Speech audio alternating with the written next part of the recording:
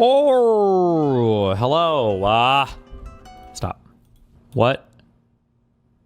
What the f? Oh, we don't have anything today. No YouTube chat. There we go. There we go. Where the f is my apartment, people? Just following up on this to see if the apartment is available for me to take a look at yet. 11 days ago. Should I follow up again? I feel bad double emailing. Following up again to see if there are any 3 bedrooms I can take a look at. Thank you. There. You put a thank you, it's okay. Have you actually played any Drakengard or Nier games? You poser. I played Nier Automata, and I did endings A through Z. I didn't actually do all of them. I think I did like 5 or 6 of them? 8 of them? 7 of them? I don't know. 6, 7?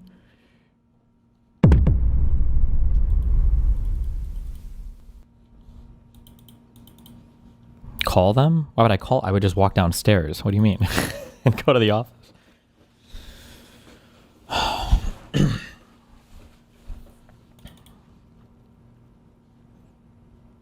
Did Destiny talk about the Venezuela charges getting dropped?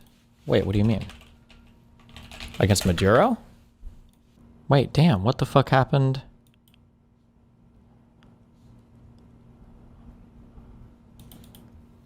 Why are you staying in Miami? Because my apartment is here, and honestly, the 2 big things right now are one. A successful shindig doesn't happen by as shallow accident. as it sounds.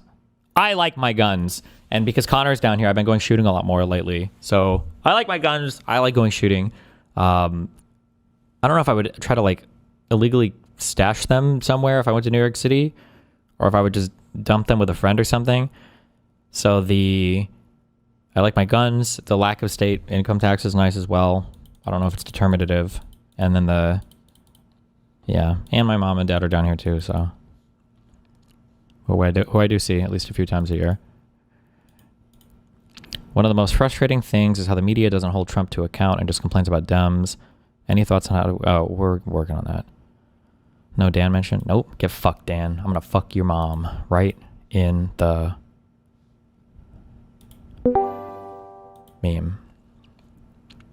Tommy Lee Jones' daughter faced multiple criminal charges, including public intoxication before sudden death. Well, that's sad. Jesus. Tommy Lee Jones, isn't this guy like 92?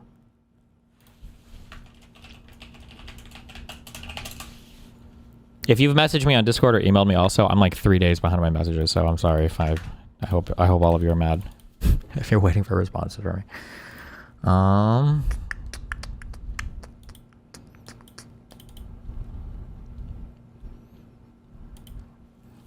New Orleans would be perfect. Yeah, I don't need to get hurricaned out, okay? Get fucked. Wait, 34-year-old daughter. Wait, how old is Tommy Lee Jones? He's 79. He had her when he was 45? I guess it's not impossible.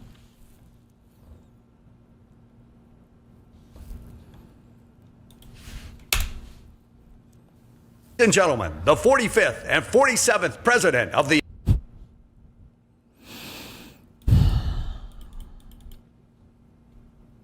Al Pacino just had a baby and he's like 85. Al Pacino's a man. He can't have a baby.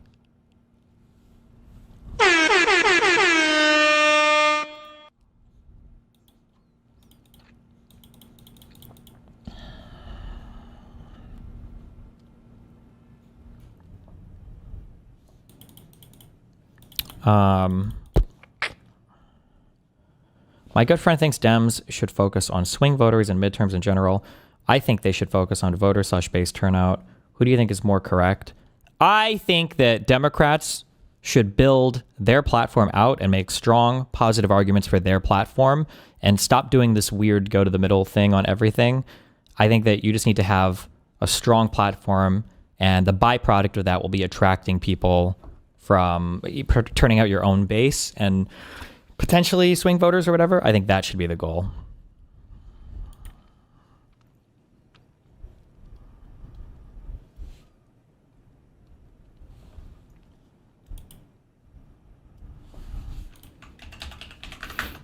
Wait, is this? This speech? Hold on. Ladies and gentlemen, the 45th and 47th President of the United States. Is this going to come from this?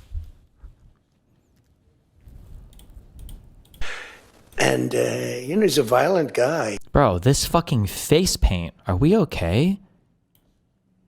Years. We're not okay. And, he's a violent guy. He gets up there and he tries to imitate my dance a little bit. But he's a violent guy. Years.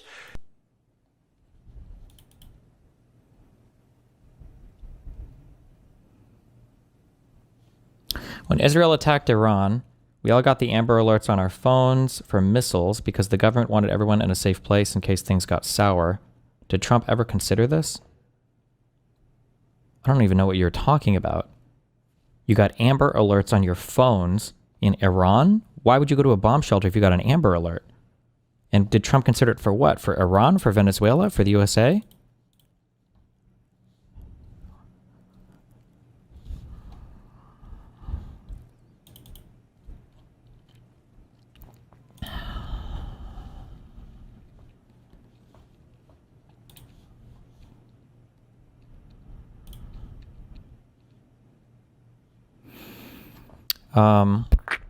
Okay. What is this?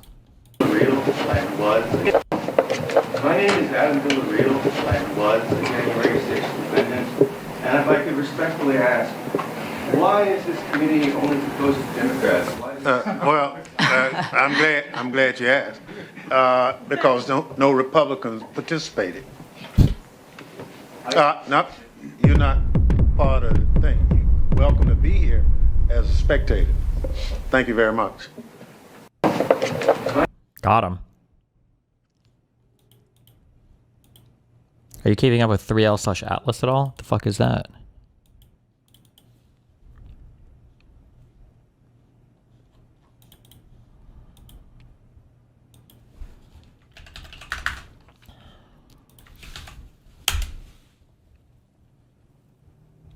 Israel sent alerts so people will keep safe. Did your government consider this in case Venezuela managed to fire back? What, does Venezuela even I don't know what Venezuela's military capacity is. Do they have medium-range ballistic missiles or whatever to shoot at the United States? I truly have no idea. I don't know. I don't know if we would expect them to do that. Did Israel send Amber Alerts? In Israel, you guys have that app. Israel missile app. What's it called? Fire something? Oh, Red Alert. This is what we had when I was in Israel. Do you guys use Amber Alerts to tell people to go take cover?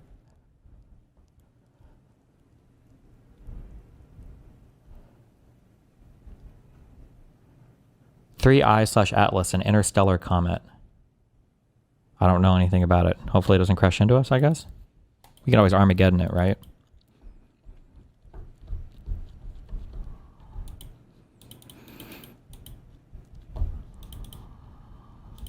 It's fake news. People are saying it's aliens. Oh. Okay.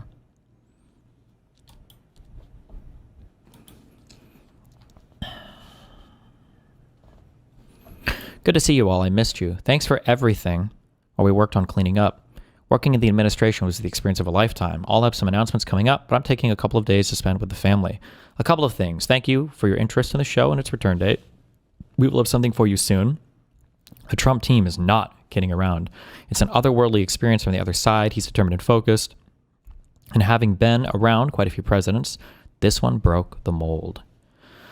If we blocked you, it's because we care so little about your bullshit that we deem it not worthy of even seeing. If you're bitching and whining about it, that means you can't exist without seeing and commenting on ours. You'll need to get over that.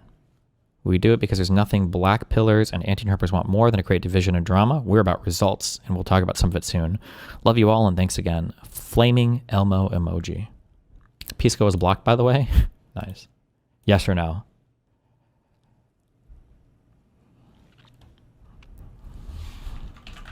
Am I blocked by this guy?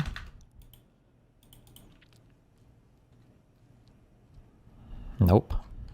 Damn.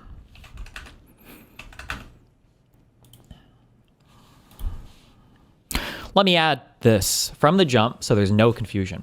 I started in this movement as a candidate during the Tea Party movement. and I began my political commentary career shortly thereafter. I helped build this movement, and I sure as hell am not going to let it get hijacked by a group of black pillars, life losers, grifters, and bums. We are a movement guided by truth. The essence of conservative ideology is the preservation of eternal truths. We are not the latest thing group. We are not political cannibals. I've watched quietly from the inside while doing the job I was hired to do, but I'm back now, and it's time to restore balance to the force. That one was for Gui?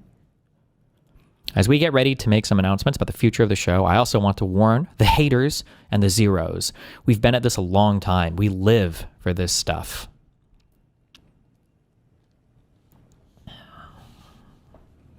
This isn't our first, second, or 10th rodeo. We've seen a lot of dipshits come and go. We revel in making you angry enough to show your asses. It's glorious.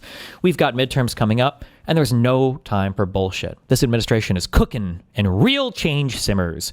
If you're spending your entire day bitching and whining about with 3/4 of the term still to go, oh, that doesn't feel good. Then please find the exits.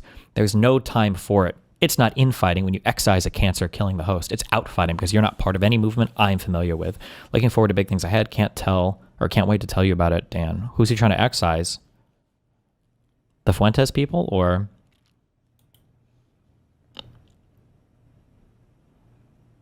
Oh, wait, is this actually Matt Gaetz? Oh, no. At Grok, when did Dan Bongino run for office and how did he perform as a candidate? Maybe if I spent more time at shady parties with moneyed insiders, I would have won. I heard you know a bit about that. You've always been a dick, by the way, grifting off your daddy like a sucking little doggy. When I first met you in the Panhandle, I knew you were a piece of shit. It's written all over that phony face of yours. Damn. What is the Panhandle? Does that mean a Florida? How many states have panhandles? Are they all called panhandles? Like are Nebraska and Kansas, do those have panhandles?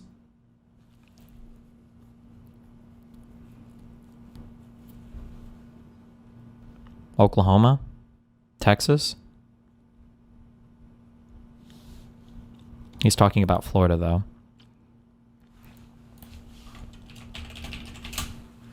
Is this considered a panhandle? Can that be? Or is it too thick? Not Kansas also. No, I think I meant Oklahoma. Now that's a real panhandle. Whew. That's a real one. I feel like Nebraska's is too thin or girthy.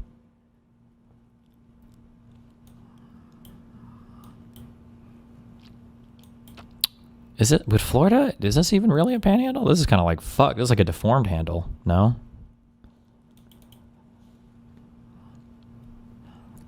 The Panhandle is the area with Tallahassee. Isn't it kind of weird that that's... I think that's the capital of Florida. Who the fuck has ever even heard of this? Tallahassee? What the fuck goes on here? Who's that? Where's that? What happens there? Not Orlando, not Miami, not even Tampa. Tallahassee? Why is the capital of Florida in the south? That's the real question. Let me get a Red Bull, 1 second.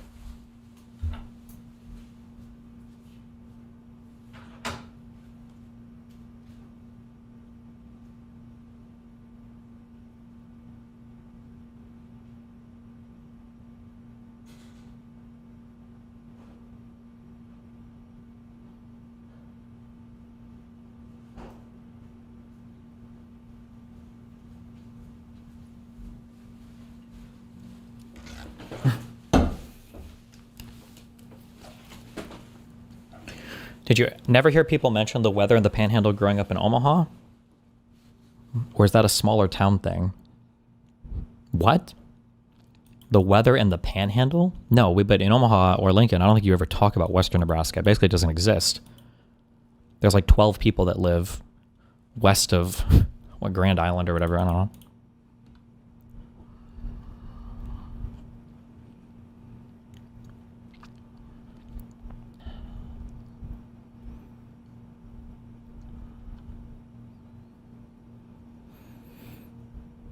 Typically, all capital cities are centrally located in the states. Is that true? That sounds very wrong to me.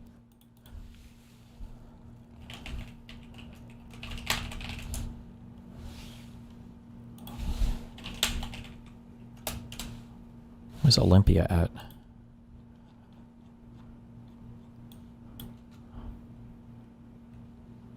I know that the capital of Nebraska is Lincoln, right? That's not central. Tallahassee's not really central.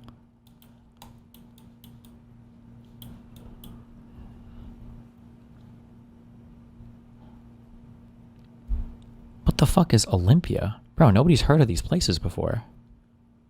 Olympia, the capital of Washington State? What is that, where Hercules lived? Olympia?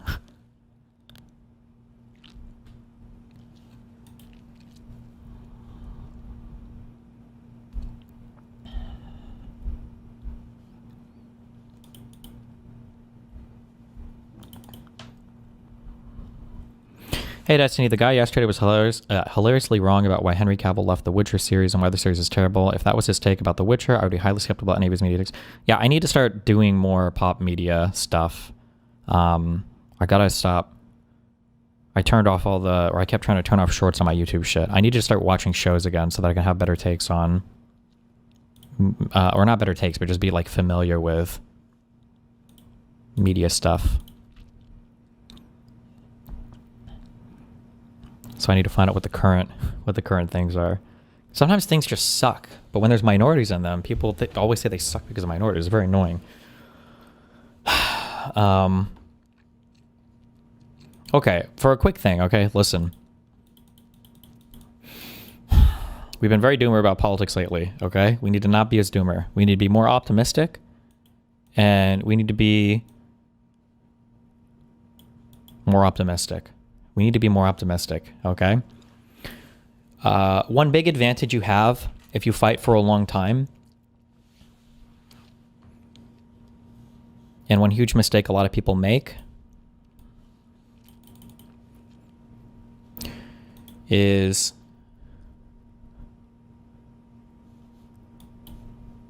let's say that this is our beautiful graph, and let's say that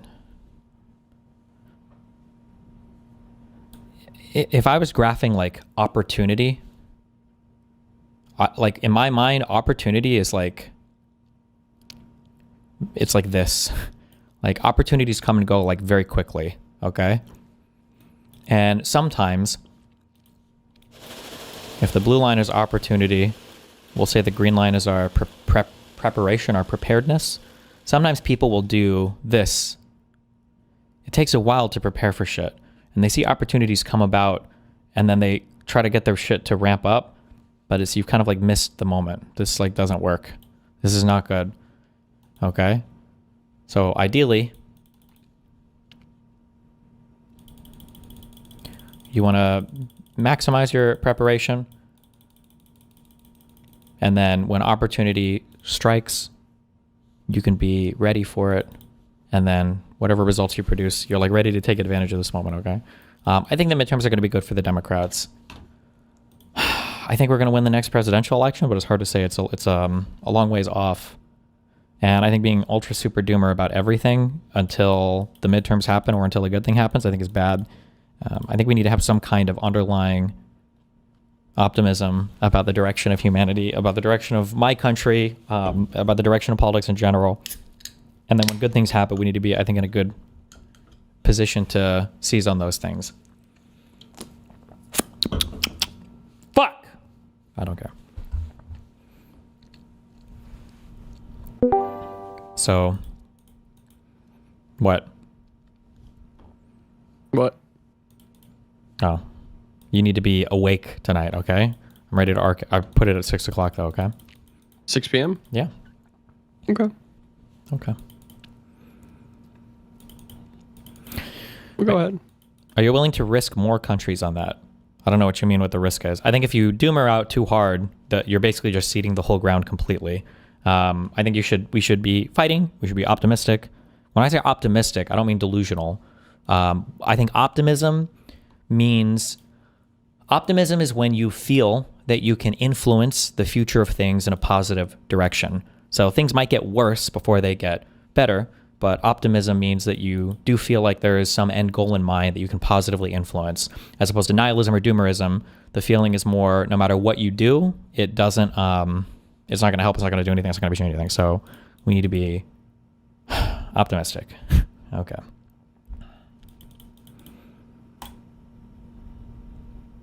So what are you going to do with this optimism? Oh, I'm going back to covering the news, at least for the first 4 hours of my stream, instead of doing out about it. Shut the fuck up, loser.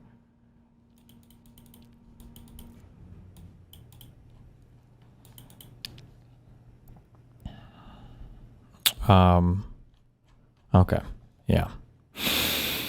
All right, well, I'll be watching. I'll be right back. I'm going to go cook. Yeah, you do that. Get all your shit I'll see you done. at 6. Be careful.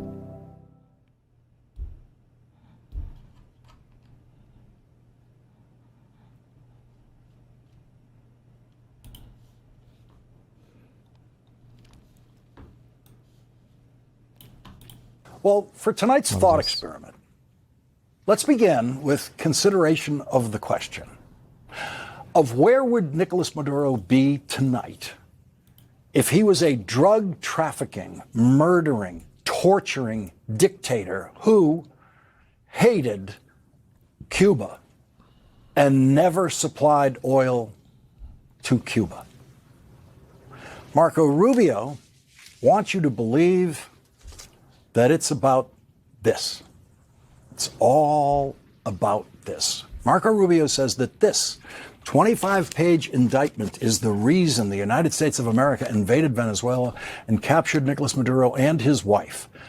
Most of the pages of the 25-page indictment do not attempt to describe crimes committed by Maduro or his wife. The indictment alleges that Maduro and his wife participated in a drug trafficking conspiracy. The only specifics offered about any criminal action involving Nicolas Maduro or his wife refer only to one meeting that his wife attended in 2007, 6 years before she married Maduro and long before Maduro became president of Venezuela. And according to the indictment, in that meeting, Maduro's future wife, quote, accepted hundreds of thousands of dollars in bribes to broker a meeting between a large-scale drug trafficker and the director of Venezuela's National Anti-Drug Office. That's it. No specifics about that. No indication of how they know that. And no meetings actually involving Nicolas Maduro are described in the indictment. Are you going to look into the Vance break-in story? Guessing it's going to be the new go-to conservative talking point. I think we need to start aggressively coding all forms of political violence conversations as invitations for Republicans to denounce violence and do not waste a single breath on anything of the specifics that happens to them. It shouldn't be a concern. It shouldn't be condolences. It shouldn't be disavowals. It should be, we should all say no more political violence, right? End of story. That's it. A guy tried to break into Vance's house and do whatever. We should all disavow political violence then, right? That should be it. You should never, ever, ever, ever, ever, ever give any other ground there ever. Unless the other side says, you're right. Yeah, all of us need to not do political violence. I think that should be a firm position that every single person individually in your individual life and in the media, I think, should hold. This is as vague an indictment as you could imagine. But this is why Marco Rubio and Donald Trump launched their one-day war with Venezuela, according to Marco Rubio. The drug trafficking conspiracy described on page 9 of this indictment says the transshipment points in Honduras, Guatemala, and Mexico similarly relied on a culture of corruption in which cocaine traffickers operating in those countries paid a portion of their own profits to politicians who protected them and aided them. And last month, Donald Trump pardoned one of the politicians described in that sentence on page 9 of this new indictment, the former president of Honduras. The politician referred to in this Trump Justice Department indictment was pardoned by Donald Trump last month, pardoned for drug trafficking scheme that is mentioned in the new indictment. Donald Trump already pardoned the Honduras guy. Donald Trump said this weekend that he pardoned the convicted drug trafficking president of Honduras because that former president of Honduras was prosecuted while Joe Biden was president of the United States. So any indictments of any drug traffickers during the Biden years are illegitimate according to Donald Trump. And Donald Trump's Justice Department rewrote that indictment, wrote a new indictment for Marco Rubio to stand behind, claiming that he did not wage war on Venezuela. He was simply using the military to enforce an arrest warrant for the Department of Justice. We'll have a more detailed discussion of the Maduro indictment later in this hour when Andrew Weissman joins us.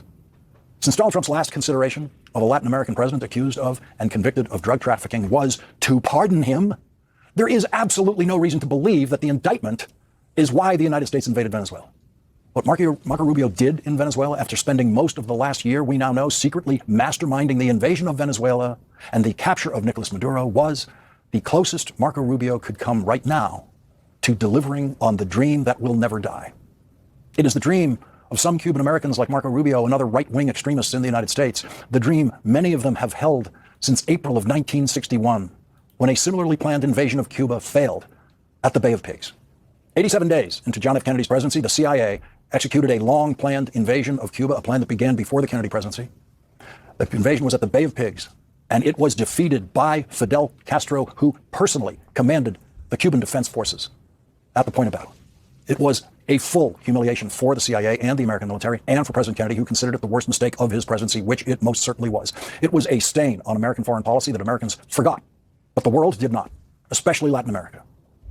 This is the way it was supposed to go. The Bay of Pigs was supposed to go the way Marco Rubio and the team executed the plan in Venezuela.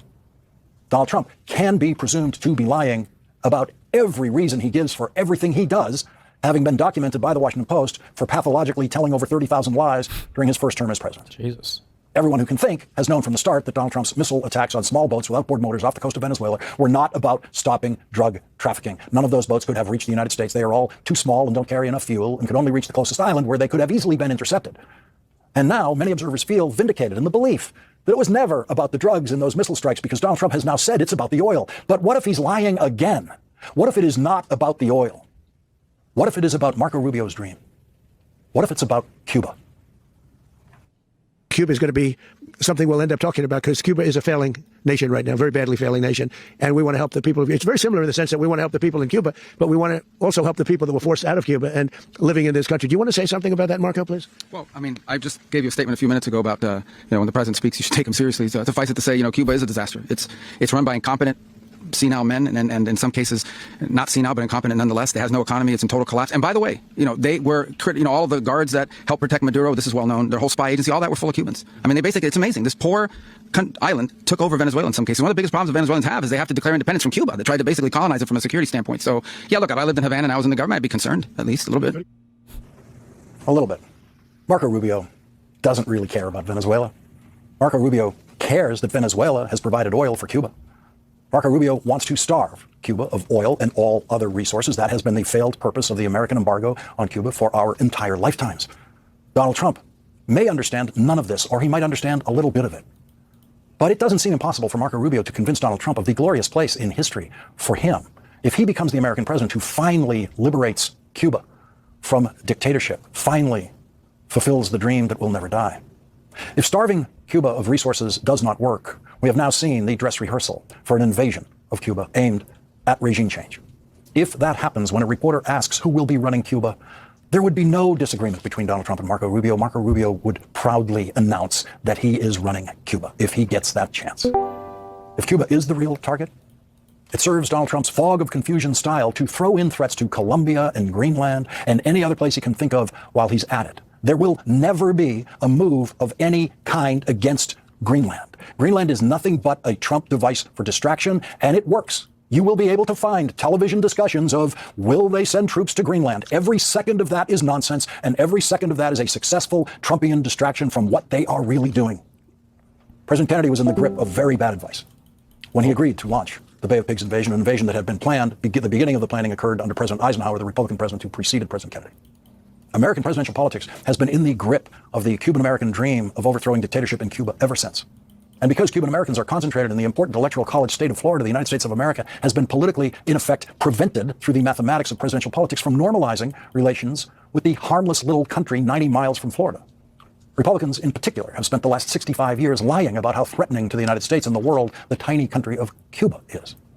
And now Donald Trump and Marco Rubio have shown how easy it is to lie to a very supportive Republican Party and presumably Republican voters about what a threat to the national security of the United States Venezuela is. No one had ever heard that before, but they have succeeded on their side of our politics with that lie. Donald Trump believes the American military is his plaything, but the law and the Constitution says otherwise. The power to initiate war lies exclusively with Congress, and the power to initiate emergency military action for national defense rests with the president, but since 1973 requires the president to follow a formal notification process with Congress. That is the law. That law was violated by Marco Rubio willfully and Donald Trump willfully in their invasion of Venezuela. But today, Marco Rubio explained it all to our first guest tonight. One thing that I said before about the tariffs that was very disappointing when countries were kind of like giving in to the United States is that if countries don't kind of like band together and take a stronger stance against the U.S. being crazy, then one of the things it does is it gives those country. It gives the United States more incentive to be crazy in the future. I think you should take the U.S. very seriously now when they talk about toppling any regime, basically in our hemisphere, because I mean, the Venezuela stuff is just absolutely unbelievable and unprecedented. I don't know why you would take anything not seriously at this point. And I think countries need to kind of come together and take a stronger stance on the United States being fucking crazy. Hey, what's up? How's it going? Well, do you have some time? A little bit of time? Yeah, sure. What's up? I actually wanted to join in like in a while, but like I saw you play games with your friend and I thought that was wholesome, so I didn't want to, distract you from actually important things like games instead of international political things. True. But we have been having a blast on Twitter. Oh, so many glorious takes. And by glorious, I mean, you want to kill people when you read them. And so I just wanted to know, how's my streamer? Is he also a retarded Vestoid or not? Like, what's your take on the whole Venezuela thing? Uh-oh. Uh-oh, indeed. Am I a retarded Westoid? What is my take? I mean, I really don't like anything that comes from the foreign policy of the Trump department right now because they have no coherent or cohesive vision for anything. I'm not going to defend Maduro. I think Maduro was a horrible guy, but the idea of like internationally arresting him to stand trial in the United States for drug shit is stupid and retarded. And I don't think the United States had a good rationale for invading the country to depose the leader to take the oil, which we're not even going to end up doing. So I mean, like broadly speaking, I think it's a stupid idea. Yeah. So you don't think that deposing Maduro is better than doing fuck all in terms of like Venezuela people? No, I don't think it's it's not our fight. I don't think like we can support them in whatever way you would internationally support them, but it's not. But it didn't help. Like they have been having this shit for like 13 years. He literally stole the elections.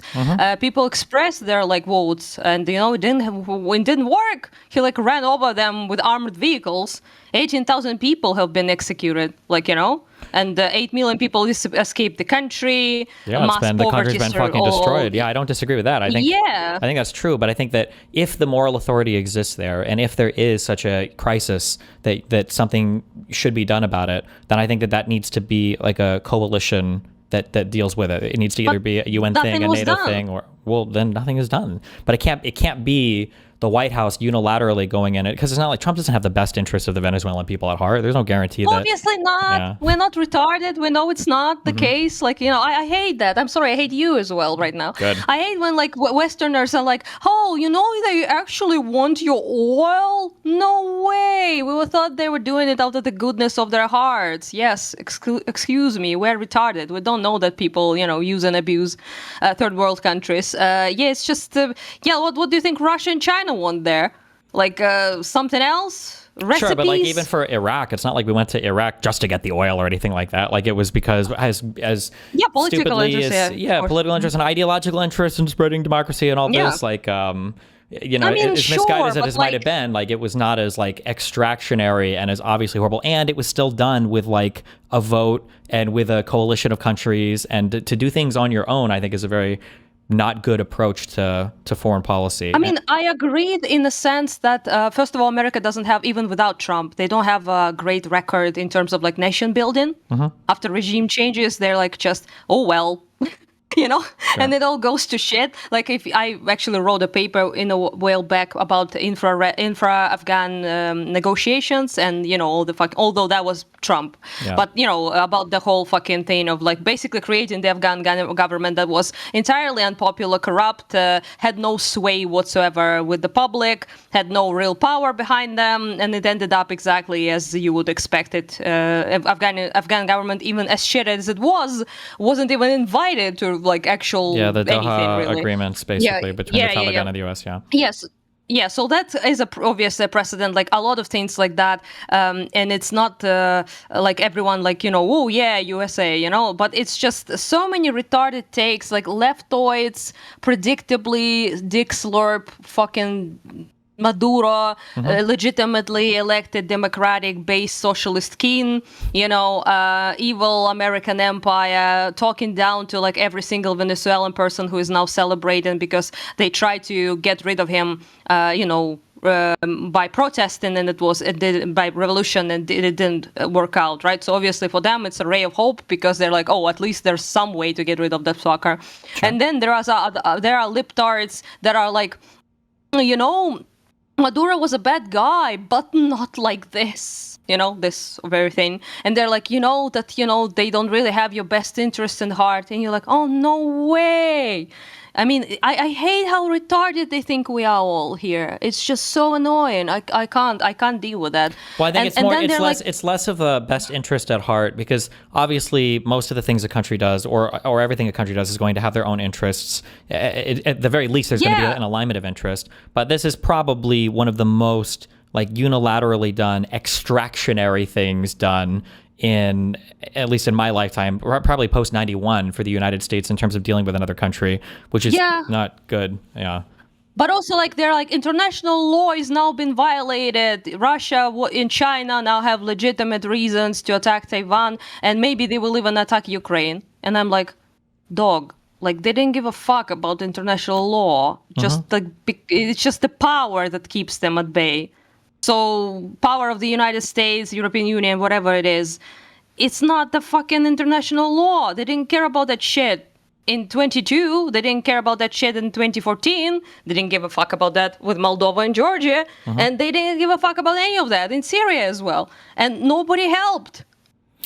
Like, international law didn't help any of us. I don't disagree, and I think that those are problems. But those are some of the things that I point to was the lack of initiative, because there were people, there were two Asmongold viewers in a row that came into my Discord a couple days ago. I think I made. Yuck. They made the argument, though, of like, well, Russia invaded Ukraine, and so why shouldn't the United States be allowed to invade Venezuela? And I think for Trump, I think that's part of the argument. He wants to play like big power politics, and if you can invade, you do it. But that would be an argument for why we shouldn't have allowed Russia to invade Ukraine in 2014 even, or Georgia in 2008, or Moldova 91 or whatever. And now Venezuela in 2026. It's not good.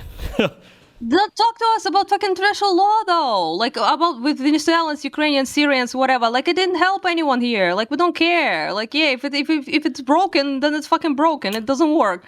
I think it helps. I think international law is a building block of creating a coalition or an argument in favor of a particular thing. It's not the be all and end all, and it never will be, for better or for worse. But like, when you start to take away from that, like if you lose all of your moral authority, then you completely lose the ability to support any other country or anything, right? So for as sad as the response has been from the Western world, I would argue with regards to Ukraine, like it could have been worse. There could have been no money transfer. There could have been no planes or no arms or munitions shipped or whatever. It could have been a complete and total abdication as opposed to the partial. Like now?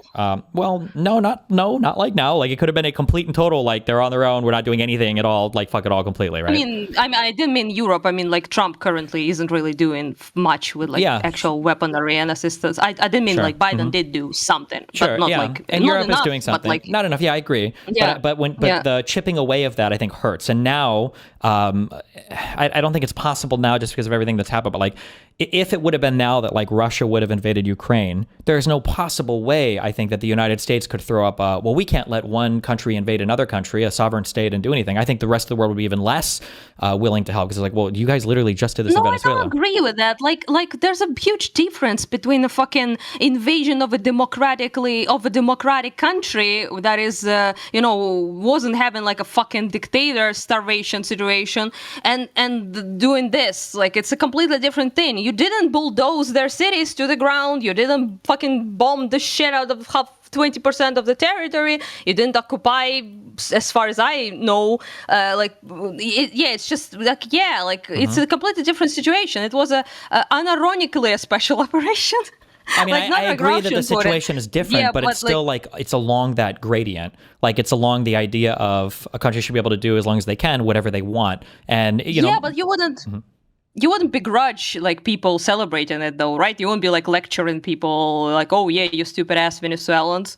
Maduro was based. You wouldn't do that, I guess. You just no. I mean, I told my audience as much as well, because people defending Maduro are retards. It wouldn't surprise me if the average Venezuelan was happy about this. I'm sure there were a lot of people in Iraq that were happy to see fucking Saddam Hussein go. That guy was a horrible fucking dude. And I'm sure there were people in Libya that were happy to see Gaddafi go. But whether or not a people in a country can be happy to see a corrupt leader go is a different question than should our leader have unilaterally taken the decision to kidnap a alien from a foreign country. Yeah, you're never going to find defenses of fucking Maduro or most South American socialist people. I'm not going to be doing that. But it's not good for the coalition. Yeah, no, I know it's a lot of dumb stuff. But like, man, the idea that like the United States can just invade a country and kidnap a leader and just fly them back, and it's a big deal in the U.S. that like our government had no idea or understanding of this, and that the president just basically fucking did it on his own and for his own fucking reason, like his own like very very personal perverted reasons too. Not even with the veneer of like, well, democracy for the Venezuelan people. Because when he left, it was like, we're going to leave the vice president in charge, or we're not even going to give it to the lady whose opposition party won the election. Like, Jesus. Yeah. I mean, like, I understand, but I'm like, I would rather be like someone like you who's like, I'm more concerned, basically, fuck them Venezuelans. I'm more concerned about like, American democracy and the president doing things without the congressional approval, all of that, and unilaterally like making decisions like that. I can get behind that, but instead you get, international law, Maduro was a legit guy, like blah, blah, blah. Fucking Kulinski posted Code Pink fucking thing. Like Code Pink is like literally pro-science. Listen, will you disavow? Well, no, I disavow. My audience is still 50-50 on Kulinski because a lot of these guys are retarded. But no, Kulinski's takes on foreign policy are always going to be absolute fucking dog shit. That's just going to be the worst of the worst. Ass. Yeah, it is. I can't. Like, it's just like, I found like a couple of opinions that were okay with people, even like some very good arguments. For example, people be like, well, how can now we stop Trump if he decides to fucking kidnap and depose some other leader that isn't actually a dictator, like but a guy who he just simply doesn't like? And like, that's a good argument because like, unironically though, like, it doesn't stop at like Venezuela, or like I'll be doing, people even were making memes in Ukraine about like, I hope he's not aiming to kidnap Zelensky or some shit. It's just, people made memes like that, obviously, right? Sure. And that's understandable. Also, like, there are other reasons, for example, with actual nation building. For example, they kept Rodriguez there, and they kept Cabello there, and they kept, like, all sorts of fuckers there. Also, I think Trump refused to support, like, Machado Maria into power because unironically people posted, I don't know if that's true, because she won Nobel Peace Prize. It wouldn't surprise me, because there's a lot of reports saying the only reason we kidnapped Maduro was because he was fucking dancing and making fun of Trump or whatever, which it really wouldn't surprise me. So it can't be, though. It just can't be. I mean, you say that, but like, I mean, our leader is exceptionally fucking retarded. I mean, how many times has he been bamboozled by Putin, And I think as a Ukrainian, I think that should upset you the most, is that the United States very obviously is very capable and very willing to exercise its power to do things, just never in a way that would be beneficial for you guys, I guess, because Trump and everybody else will throw up these rules when, well, we don't want to start World War III, we want to do this with Putin and blah, blah, blah. It's like, okay, well, apparently we have the ability to do a whole bunch of shit, but it's just against... No, come on. You understand, you must, like, the hoodies and sandals and fucking Maduro with, like, no army and fucking couple of Russian books there that they, it's not the same as, like, kidnapping fucking Putin out of Russia. It's, like, completely, it's not like, you guys are very good, sure, but, like, at kidnapping guys like Maduro from half-eaten, defaulted countries, and it's a little bit different. So I think you would agree than doing something against like China or Russia or like against whatever China, big country. For sure. Against Russia, I don't know, man. Who was it? What was somebody in chat said something funny the other day that I thought the biggest pushback against fucking Russian leadership was by fucking I always forget his name. Prigozhin. Yeah. The guy in the meme. Oh, that was a meme. A meme. Yeah, but nobody here expected him to actually march and like do anything. Yeah. It was just. But I'm saying it's very annoying to hear people throw up like all these rules and all these fears of messing with Putin. But like when it comes to other things that they're interested in, all those things suddenly disappear. I think it's like very ridiculous. Of course, it annoys me. Of course it does. But like at the same time, I'm not a retard. Like I know how the world works. I mean, it's not convenient to do that with Russia and. Nobody does anything about them. Yeah, I don't know. So, anyway. Anyway, with Trump, it's what's up? a whole other thing. Yeah. Yeah, but yeah, I mean, your take is not retarded. Okay, Thanks. I'll give you that one. But almost all of it was like, I was also like, people like posting such retarded things. They were like, now people in Ukrainian community were memeing about that they shouldn't have expanded BRICS, like making NATO jokes basically. And a bunch of Western left. Can you repeat that last sentence? People shouldn't have been what? That the BRICS shouldn't have encroached on American borders. BRICS. Basically, Okay, gotcha. NATO memes. Yeah, NATO memes. And they're like, Venezuela is part of the BRICS, you retard. And people are like, is Ukraine Sure. part of NATO? Like, we were just having a lot of fun there, trolling all of these assholes. And like, honestly, I will tell you this much. Like, I was annoyed by MAGA people as well, because they were like, yeah, go Kane, fucking liberation of Venezuela. And you're like, what happened to fucking no wars? Yeah. Anyway, that aside, like, and also there was a bunch of actually thirsty motherfuckers that were like, I don't remember the guy's name, but he was like, time for Greenland or like some other shit, or like Cuba or something. He was like making a wish list basically of other countries that Trump should now take on. And I was like, okay, so that was also bad, but nothing triggers me more than the Western leftist. Just nothing. I don't blame you. Yeah, that makes sense. Yeah. That tracks. Yeah. Like, they hate us, all of us, so much. Like, it's just so obvious. Like, the Reddits were like popping off against Venezuelans, like Ukrainians, Syrians, and every time this happens, and they're like, oh yeah, the legitimate socialist icon, anti-imperialist fighter Maduro, and then you see pro-Russian posts on the Yeah, and it doesn't have to be pro-Russian posts. It can just be your Hassan Pikers or whatever. Yeah, nobody loves socialist leaders more than people that don't live in socialist countries. So, yeah. Oh, dude. I mean, you probably know why that would be more triggering for me than like most of other things. But yeah, I don't think I need to explain myself. Yeah, well, I was hoping you would not be a disappointing Westoid, and you still remain the king of the Westoids, I guess. Thanks. I try to not be retarded. Yeah. But also like the Nick Shirley guy. Shirley? Yeah. I'm not sure how you pronounce it. Shirley, yeah. Do you know that he's like famous here? Because he came to Ukraine back in the day. And yeah, I saw that that's interview how with I the recognize Kalen him. guy. Yeah, Jesus. Yeah, that aside, he's like actually my friend Cory Nieto, who is an American guy who lives here, does journalism and part of the media company we're trying to build. He actually was hanging out with that Nick Shirley guy. He basically messaged him as like a fixer that he will show him around, show him gave him people Ukrainian to talk to, show him places, that sort of thing. Yeah. Cory speaks the language pretty well. He has lived here for like a long time, so he can do that.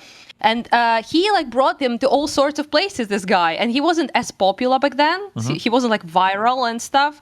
And he talked with people, he visited all sorts of things, and then he used all of that to make a fucking propaganda video showing Kiev and showing the streets with like expensive cars and stuff, and doing this like video where our taxes are going, like there's no war in Ukraine, while he only was in Kiev, obviously. Yeah. And Cory was like pained. He like exposed him, like messaged him multiple times, like what the fuck, like people trusted you, talked with you, and like you pull this sort of thing. And there was so much stuff. I think he also did. If I'm not mistaken, not only the cars, but he also showed like the water system, like the little like sprays of like water to cool people in summer. Okay. Like outside streets. restaurants and stuff. Sure. No, just on the streets. Like like they have like the ones that are in restaurants, but they're like in streets, just generally. Sure. And those were like installed, I believe, in 2017, like before like full scale. And he was like implying that was like bought for the money of American taxpayers. He was like a fraudster even back then. I mean, so. Yeah, basically everything the right wing in America says right now is just built on total and complete fucking lies. So, yeah. Have you watched that Minnesota expose thing? I couldn't. I saw that it was 2 hours, your video. On the Minnesota thing? Yeah, it was all lies. No, basically, it was him going to like daycares that opened at 2:00. He would go there at noon and knock on the door and nobody would be there. And he wouldn't show like the hours on the sign and he'd say, oh, look, they're scamming. And then he has this like crazy random dude with a piece of paper from nowhere claiming that these people are getting millions of dollars. But there's like no proof of that either. So it's all just, Yeah. The thing is, in the United States, like the conservatives have been hopping through all these different immigrant groups, like trying to, because the problem is that in the United States, we're just so fucking spoiled and there's just like not much going on here negatively. So conservatives constantly have to invent problems. So first it was Haitians eating dogs. Then it was 30 million asylum seekers that came to the United States. Then it was Venezuelan MS-13 Tren de Aragua, these gangs that are apparently destroying the whole U.S. Nobody's even heard of these things until like Trump is like actually throwing them up as like the biggest problems. Then you have Mamdani as like this radical Islamic extremist, and now Sharia law is going to come to New York City, and now it's Somalis, I guess. The 80,000 of them here are going to destroy the country. It's just like from one minority group to the next, to the next, to the next. They constantly have to invent these problems to make it seem like everybody's trying to destroy us because there's nothing, because they can't govern. They can't actually do anything effectively. Yeah. I mean, it's a way to point the finger at. I think it's who's the guy who's the Minnesota guy? Walz, the governor. Walz. Yeah. Yeah. I think it's just to basically besmirch him. I imagine, right? Yeah, of Mostly. course. Yeah. So it's not like stupid because I think it worked. Like I saw many people like, oh, Minnesota scam. Have you seen this video? You know. Yeah. So it's it works, but like it's just funny that it's this guy. Like I imagine talking. I recognize his stupid ass face. I like saw it on Instagram like way back when he was doing this whole Ukraine tour, and I was like, oh, bro evolved. He's now doing documentaries about exposés of fraud everywhere. In the United States as well. Yeah. Yeah. Well. People buy it though, I think. I even saw like non-retarded people. Conservatives, oh god, yeah. Atrioc is our big one that nobody has any media literacy. Nobody can like look at a thing and there's nobody. So people lack a foundational knowledge on everything. So if they hear a thing, they can't even begin to audit whether or not it's true or false. And then people are very not critical when it comes to what media they watch. So they can't tell if something is like propaganda or like what to look for to see if a thing might be true or might be lying to them. In America, we're just very bad at this. We have a very naive and retarded concept of like freedom of speech here. And in our minds, or what conservatives are mind fucked us into believing, is that freedom of speech is when everybody is screaming as loudly as they can. And as long as that environment exists, we think it's good. And now everybody's just become fucking retarded. So. Yeah, but like you also under actual like malicious attacks, like in terms of like informational. Doesn't like, matter war though. Machine. All the same retards will say, "Well, it's good. Sunlight's the best disinfectant." So even if there's Russia propaganda, there's Israeli AIPAC propaganda too. But as long as we can see it, we'll be able to identify it and know what's true or false. Even though obviously you see that doesn't work. It's fucking stupid. Yeah. Yeah, I mean, I kind of noted, like, people seem to be, like, not used to this sort of thing as well. Like, not prepared, I guess, to deal with such a barrage of, like, bullshit. Yeah. So, yeah, there's just so much lies. And, like, all of that is also so, like, forward pushing, like on media platforms and the fucking alternative, quote unquote, media like Tim Pool and all that sort of stuff that is highly not alternative. I guess if you mean by alternative, Tucker Russia Carlson, paid. Jesus Christ. Yeah, same. Yeah. So that's like very sad to see because I obviously know that that's a maliciously, like by literally a foreign actor pulled to like cause such a like brain rot in the United States. Not that you need much rotten in the brain department, but little brain. The wars is being rotted by like actual like fucking massive propaganda machine, and it's just pretty sad. And and people, I feel like people were not just prepared to deal with any of that before, because if I used to bring that up to people like way back in when I started talking to Americans in like 22 and stuff. And they were like, oh, no, it's not like, just freedom of speech, we have this here. And you're like, well, yeah, like famously, but that's a completely different thing. Like you have like millions of people listening to this shit. Like that guy who, I think you talked with him for like, I listened to a little bit, Asmongold Duder. He was like, yeah, like, and you were like asking him, don't you think like that the millions of people listening to Asmongold, that has no effect? Like on the way they think, on their ideology, on their political beliefs when they like eat this every day. This is like their media bubble. This is their informational space, right? And of course it fucking affects them. And I imagine like all of those fucking weird gamer dudes are now like fucking politically Trumpists and like it's just anyway. Yeah, and they have to buy into like all of the memes surrounding it, which is the most annoying thing, is that everybody thinks they become an expert on everything, and it's fucking annoying. Yeah.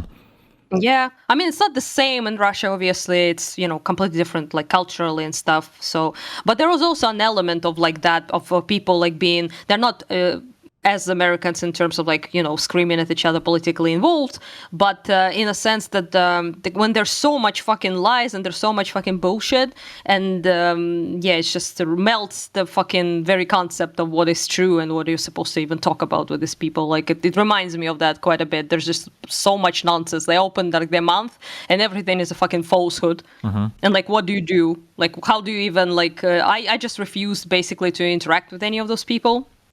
Because like I have enough stress, okay? Yeah, I can imagine, yeah. And when you start to talk to them, you have to, the problem is you would have to unwind like so much stuff. Like if you were to even talk about like, I don't think Russia should be invading Ukraine. It's like, well, what about the promise that NATO made to never expand east? And what about the fact that Ukraine has always belonged to Russia? And what about the fact that in 91, they shouldn't have even really broken off? And what about the fact that in 2014, it was a CIA funded coup? And what about the fact that Zelensky is a dictator? And what about the fact that they banned all the Russian languages? And what about the fact that it's just like it's all, and then the elections that they held in the Donbass. So what about the fact that they're genociding all the ethnically Russian people in Donetsk and Luhansk for so long? It's there's just like, it's so much shit. And you have to keep in mind that when you're talking to this person, you're basically asking them to rewrite their whole understanding of the universe because they've been fed all this shit for months or years on so many different channels. Yeah, but when you talk with Russians, it's like that because they really are not invested in any of that being dismantled. Because if you dismantle like one thing, all or two of it things, comes apart. Yeah, and you can't. You're asking them to reform their entire worldview because they have like these epistemic sources of truth, and if they can't trust them on literally everything, then they wouldn't be able to trust them on anything. Yeah. Yeah, and it's kind of almost impossible. For example, when you speak about with a bunch of like Russian people as well, and you will be actually dismantling like sometimes even centuries of ideas. Yeah. So it's like it's just impossible to do, and they won't allow you to, even if they like wanted to. It's just completely incomprehensible for them because their worldview of their like parents, grandparents, great-grandparents, blah blah blah. Right? It's all built upon foundational myths, essentially. Right? Yeah. And it's not even like beliefs, it's like mythology, unironically. It's like a religious belief, sort of. Yeah. And to like dismantle any of that, it's just easier to shoot them in the head, I guess. Jesus. In a video game. In a video game, of course, yeah. And I mean, I did try at some point, like not that I didn't, because I have a fuck ton of relatives in Russia, like most of them are in Russia. So on my mom's side and on my father's, most of them are in Greece.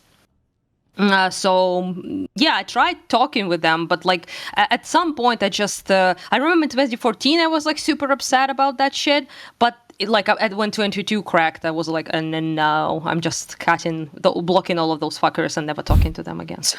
I think it's worth arguing, like if you go on shows or it's worth arguing with other big like social media figures.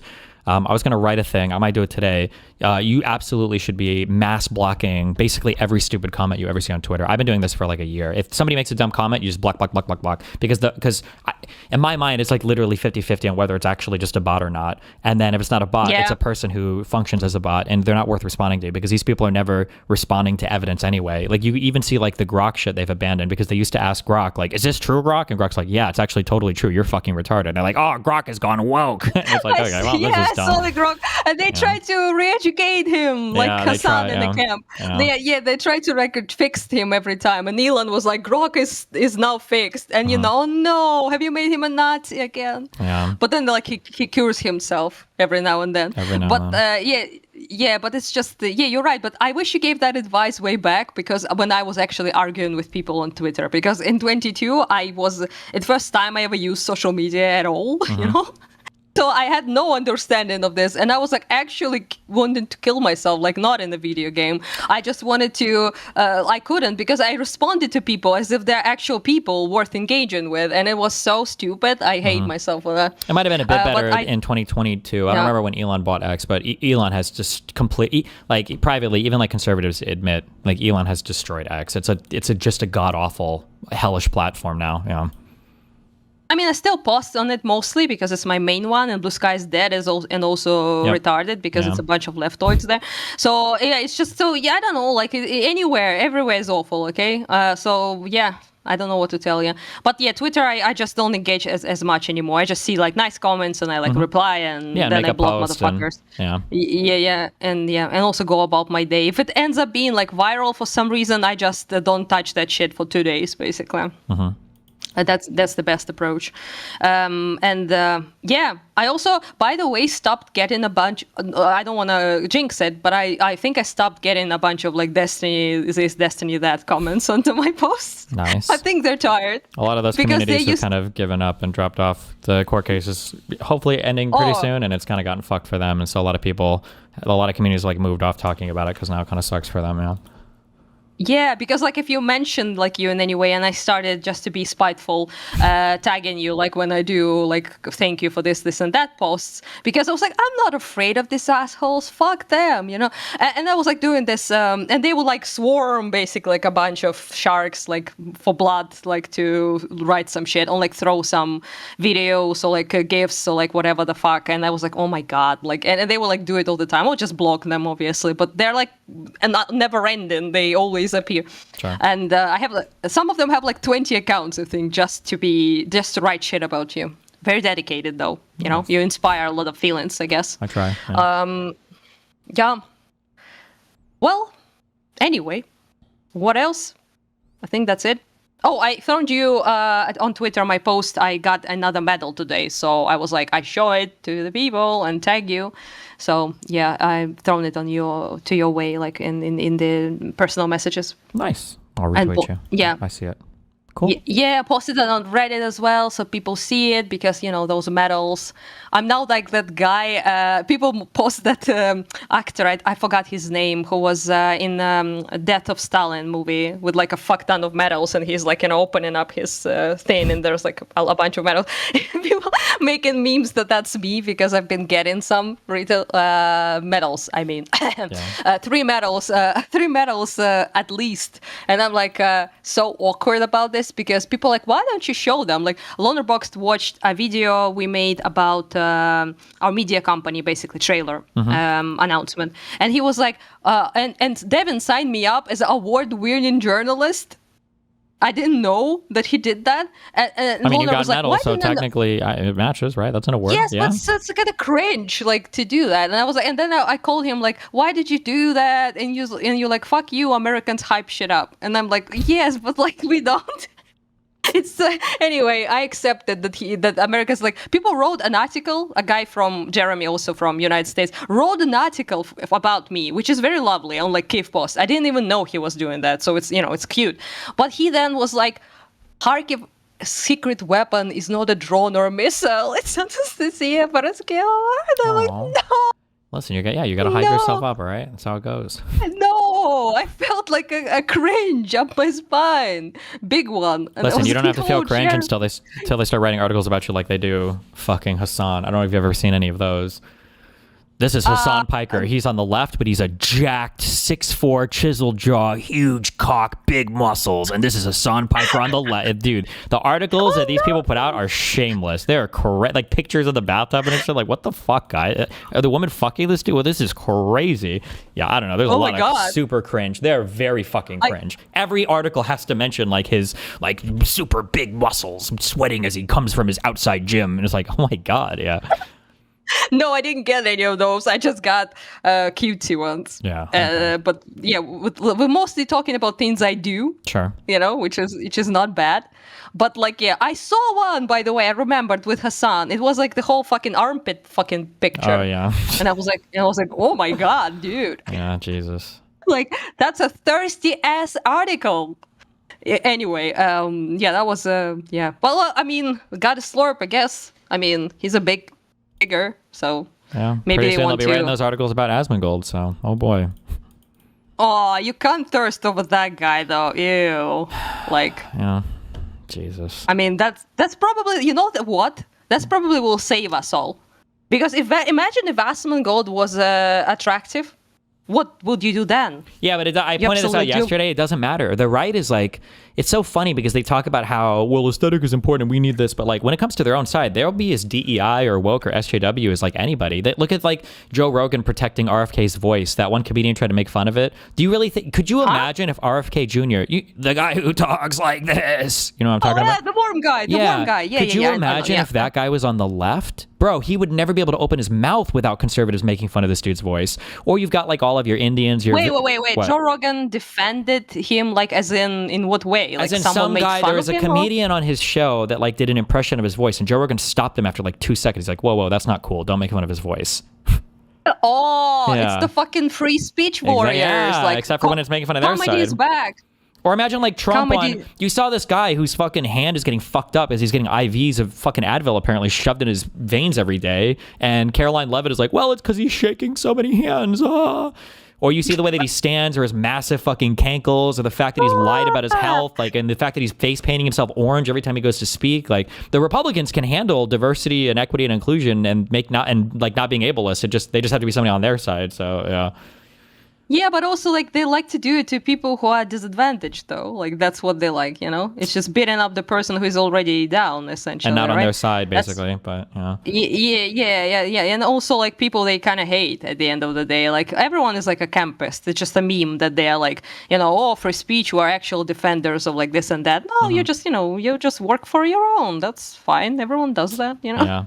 Imagine bragging. Yeah, Trump's like, I've had 3 cognitive tests so far. Like, motherfucker, that means you're retarded. Nobody brags about that. Can you imagine being in high school and it's like, they tested me for retardation 4 times and I actually passed every time. So I'm actually very not retarded. It's like, how are you so fucking stupid? Why are you bragging about this? So dumb. Oh my God. Sorry. It was very funny. Thank you. It's just stupid. Yeah. I mean, I tried not to be too serious, okay? Because if I take it too seriously, I will, again, want to kill myself, not in a video game. So I tried to not take it seriously. But I was laughing, though. Have you seen that fucking meme when, like, Zelensky was standing, like, near, you know, listening? Oh. And he's laughing, and he, like, smirks, like, and, yeah. Yeah, Russia wants Ukraine to succeed. And he's, like, it literally gave him, like, the meme with the guy who's like, what? Oh, yeah, there was that one Excuse too. me? I was thinking of the one where they asked him about what do you think about the United States and Venezuela or whatever? And his response was something like, well, we see what the United States can do or something. Oh, yeah, Russia, yeah. That, he memed about, like, abduct Putin, please. But, you know, that's, yeah, but, like, I love that shit. People make, like, zoom-ins, like, I think they're called, like, on his face. And he was like, Russia wants Ukraine to succeed. And he's like, dog. Yeah. Yeah, it's stupid. Yeah, it's just... It's so Are you familiar with retarded. the what is it? It's like the king has no clothes or something. Do you know the story or parable or whatever? Yeah. Yeah. If more people, it sounds so stupid, but if more people were to just take Trump a little bit less seriously, like I loved, regardless of I don't know what your feelings are, France or whatever, but I loved when Macron would correct Trump. That I live for moments like that. Oh yeah. When he was like, that "Excuse was me," hot. yeah.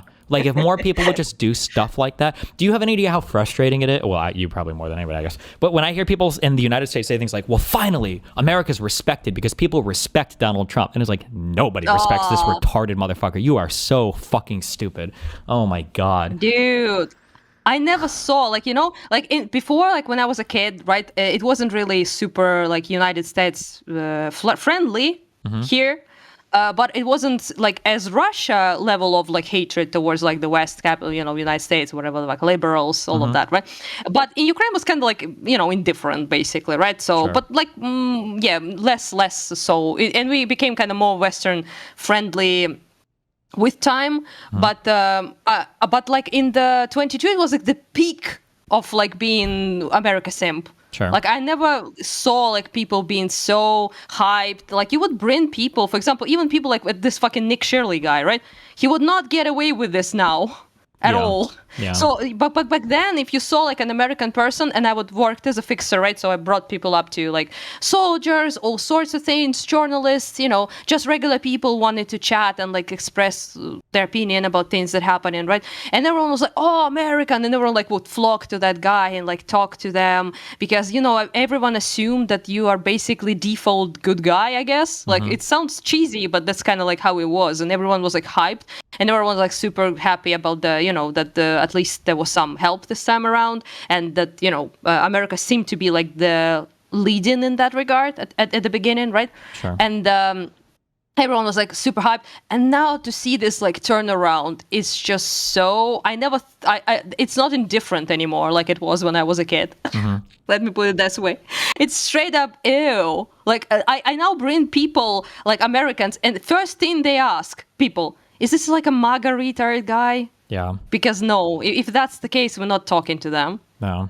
And I'm like, no, it's like damn lib guy. It's like a normal person. And they're like, fine, but we will give him like a stink eye the entire time. Just, because people like it's just sad to me because a lot of my friends here are, Americans who are great people and they do like a lot of stuff and help in journalism, and they feel so bad and like dejected, and they feel like they have to like apologize, and I don't want them to walk around with this like shame bell from the Game of Thrones ringing, because it's not their fault. They're here, they didn't even vote for that fucker, so it's not like they're doing here more than any average person ever did, right? So they don't need to feel like ashamed. But I see them being like one guy even asked me, a friend of mine asked me, should I keep my patch? Because on his vest, on his like protective gear, right? Gear.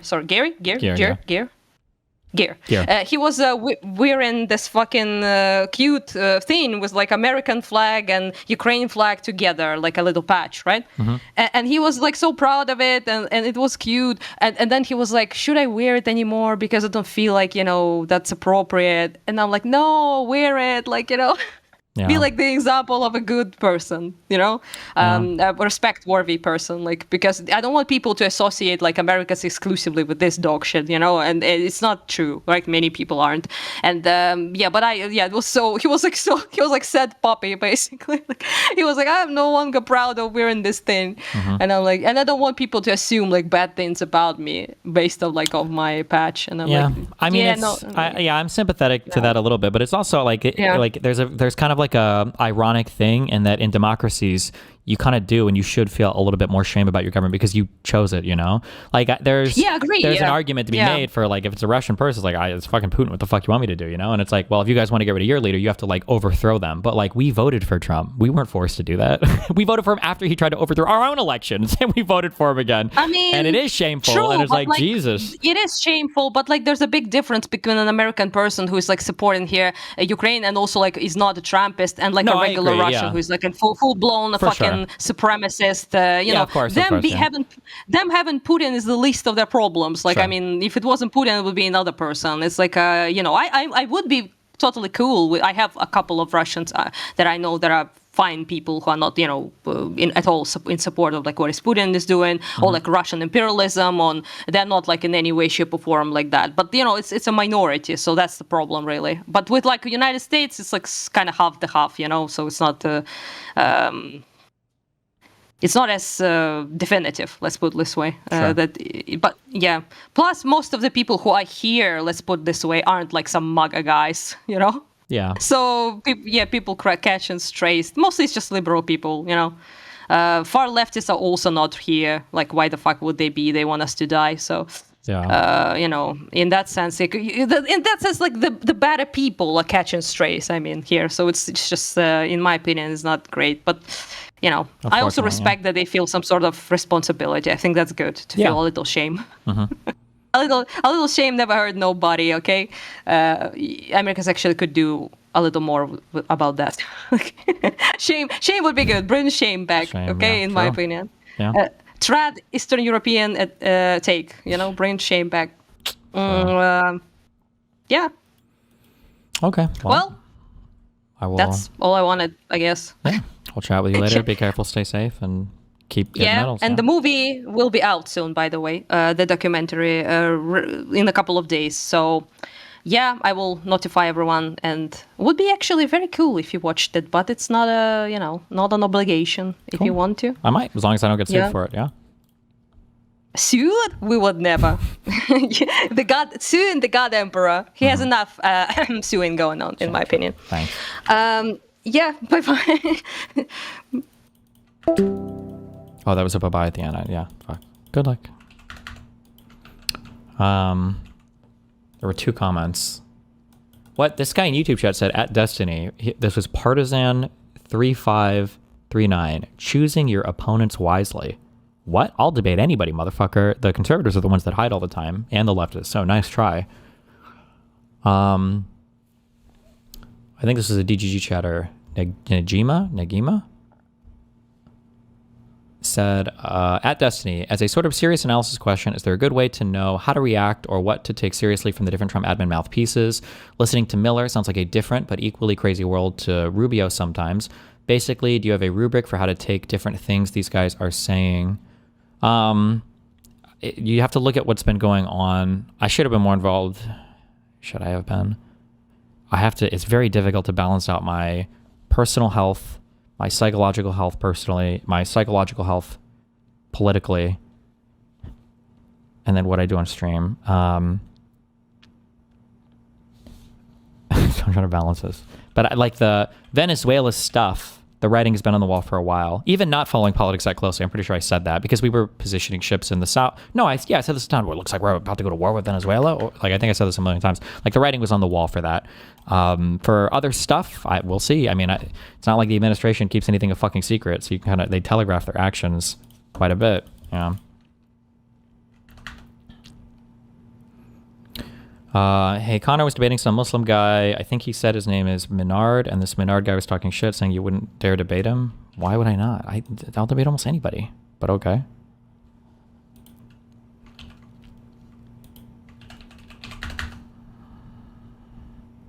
By that same logic as the writing on the wall for Greenland and Panama. I mean, we haven't deployed anything yet to them, so I don't know. I don't think so. Let's check the LSF real quick. T-Pain surprises his family with a new private jet he just purchased.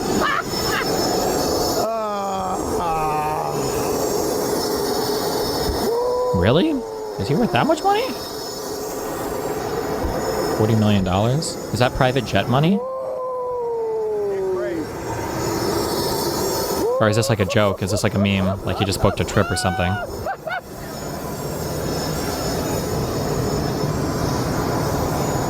You like it? It's cold as heck. I love it. Oh my God. I just bought it.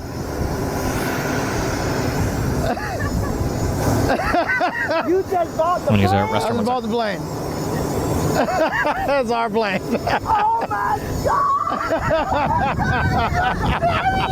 This is our plane. Oh my. Oh my. Oh my.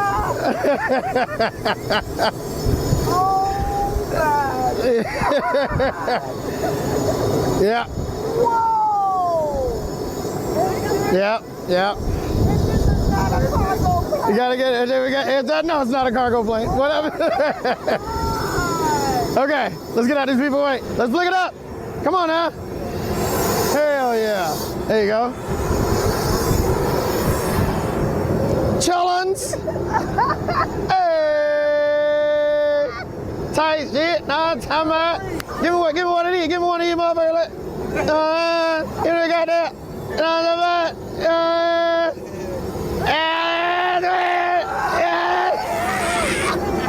know what I'm saying? Plane, trains, and automobiles. Go ahead, Mom. Get on there. You got it. Go get on there. Go. Yeah. Yeah. Like, you know what I'm talking about? Get on there. Thank you, man. How's it going, brother? Richard. Thank you, Richard. Thank you, man. It's very nice to meet you, T-Pain, man. Oh, hell yeah. Absolutely. Yeah. Now I'm talking about, yeah. Big boy type shit. Now I'm talking about, let me get up in there motherfucking galley out there, big bread. Oh, in the galley. Snacks out there, big now, time out. You know what I'm saying? Yeah, you know what I'm saying? Gotta replace the little glassware. You know what I'm saying? Gotta replace the glass, get a little custom. Get the custom. You know what I'm saying? Little nappy boy tight shit up in there, big bread. Stop touching shit. Stop touching shit. I'm sitting in my usual seat. I ain't gonna lie, I might keep these seats.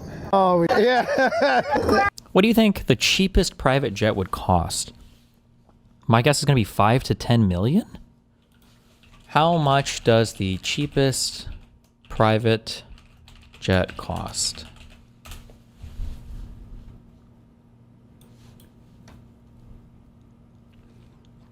$1 to $3 million. I wonder how much it costs to operate these like a year to keep like a flight crew on standby. Or damn, $1 to $3 million. Well, hold up.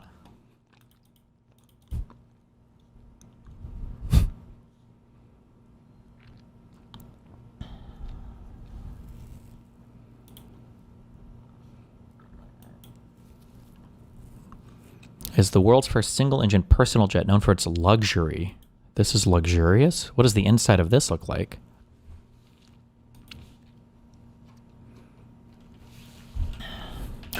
Cirrus Aircraft G2 inside. Well, I bet.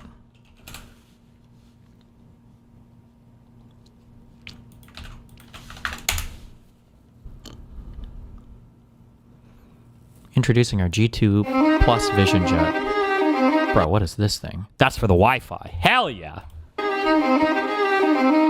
There's an old expression that goes something like, we are what we repeatedly do.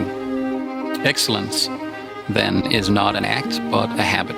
At Cirrus, we are constantly pushing to make things better. And with the Vision Jet, we set out to define or redefine an entirely new aviation experience. One where what was that? This looks like a minivan interior. Fuck that. One where buying, owning, and operating an airplane would be as easy as operating a car. And it should feel like an extension of your car. That's designed around safety, but that's also more comfortable and more connected, and of course, more capable. It's an evolution, and one we think about constantly. So today, the company we use for maintenance tracking on our jets costs $20,000 a year. That's just for tracking when a part is expiring. That's got to be for a big, really expensive shit, no? we'd like to share with you the next step in the evolution of personal jet travel. Okay, share with us. Show us the personal inside. Jet. Well, how's it personal? That means... Was that necessary? Who was doing the graphic design for this? Personal jet. I want personal jet written over the mountains. Really, though? Travel. Personal jet. Do we need that? Well, how's it? Is this adding to the video? Personal. That means it's designed to reflect your daily life. It goes where you want, when you want. It means simplicity, performance, and industry-leading safety if you're an owner. A Citation 2 is your standard starter tier business jet. Oh, wait, hold on. Pilot, and world-class comfort and peace of mind if you're along for the ride. Through generational advancements, the Vision Jet has rapidly evolved to meet each customer's expanding mission profile. Today, that evolution moves forward. Introducing G2 Plus. G2 Plus, we've needed most. Expect as much as a 1,000-foot shorter runways. Aspen in July, expect as much as a 1,000-foot reduction in total takeoff distance. With G2 Plus, you get more airports with larger payloads. You're going. And on your way, make sure you stay connected. Introducing in-flight Wi-Fi for the Vision Jet, exclusive with G2 Plus. That's email, text, and web, all the way up. You can do email, text, and web? Up to the Vision Jet's cruise altitude of 31,000 feet. The Vision Jet just became your office in the sky to keep your team going so you can put more productive hours. That's Brettler and his fellow law associates with all the money I've spent. I'm just kidding. I love back into your day and run your business, all with a seamless and secure connection that works on up to 7 devices simultaneously. What? Is it like a built-in router? You can't put your own, whatever. Powered by GoGo, subscription data plans are offered through Jetstream and are customizable to meet your needs at an affordable price. Wow. You're already connected to the flight deck with FlightStream 510. Now let Wi-Fi connect you to the world. The stage was set when the... Okay, wait, what is this? The cost for this? G2 Plus cost jet. Around $3 million.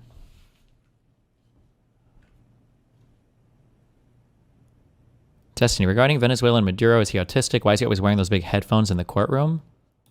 I don't know. Maybe they're for translation? I don't know why they have to be big. I don't know. Between 500,000 and 1.3 million. Oh, this is way cheaper.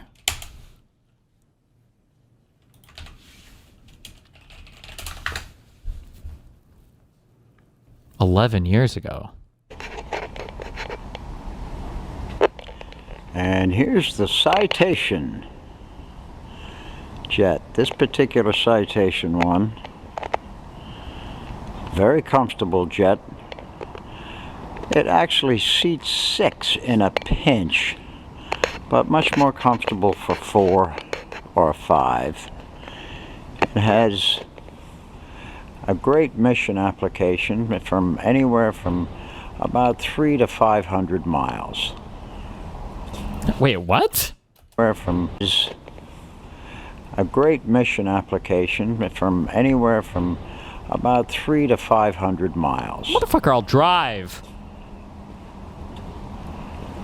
This one, the exterior is entirely redone, as you can see. 300 to 500 miles. That's like a gas tank's range. Wait, what the fuck? Let's take a look inside. Oh, what is this? Dude, I could imagine if there were 2 siblings here, you'd be kicking the fuck out of each other. As you can see, there's 4 captain's chairs.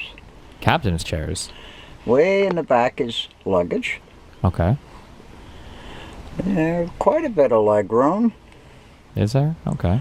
You're not really going to stretch out, but for the type of flying you're going to do in this plane, it's very comfortable. We have 2 seats up here. The range is apparently about 2,000 miles. He's actually boomering. Little corner seats. As you can see, the plane, the interior has been done very short time ago. Around here, of course, is the office, the cockpit, where Ponderosa always has 2 pilots. This plane is actually certified for 1 pilot, but as a rule, we always fly 2. It seems to make our customers happier. And okay. Did he say what kind of jet this was? He went broke once for a reason. Uh-oh. I like T-Pain, but this why I'll never give him subs. Don't subscribe or donate to any streamer. If you have money burning a hole in your pocket, donate it to something like PBS/NPR or a worthwhile charity. Don't give anybody subs. Save your hard-earned money for yourself. Yourself. What do you spend it on?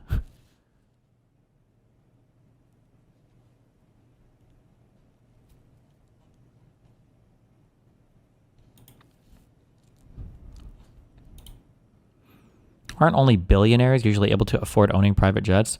Billionaires? By the time you're worth 100 million, I'm sure you can afford a small plane or something. Probably less than that. Maybe at 50 million, I guess you probably could. I don't know if at 10 million net worth you're buying a private jet, though. That seems crazy. But maybe I just don't know the cost that well. But billionaire to own a jet? No.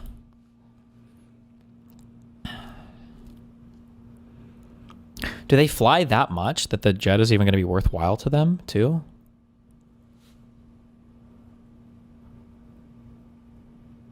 How cheap would it be for me to buy one? Well, the maintenance and everything, I imagine, and the pilots to pay for all of that would be a lot, so. But I need to look up, I don't know how much it costs, how much to charter private jet from JFK to LAX.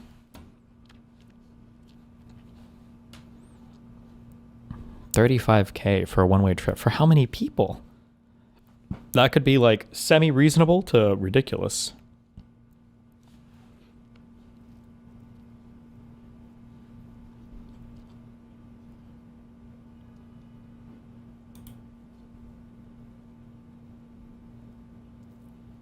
What percent of you owning your guns is because they're fun to use versus you like looking at them or touching them? Well, I like looking at them.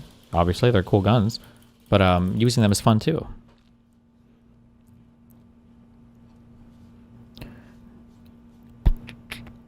$35,000 for 10 passengers For a one-way flight, though.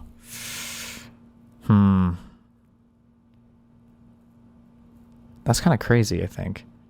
I'm pretty sure you can do first class from LA to New York for less than $3,500, right? $3,500, right? How much is comfort? Well, like, would you rather be in a small private jet or like first class in a fucking 747 or a Dreamliner or whatever the fuck these planes are now?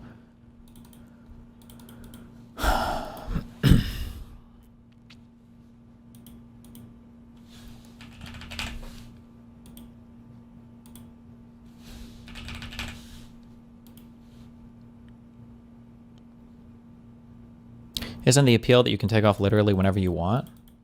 Yeah, but we got shit to do. Why would that matter? Like, if I have to be at some place by some time, I have to take off early enough to get there. I guess if you're late to the airport all the time, maybe, but then you're paying so much money just to be able to leave a little later.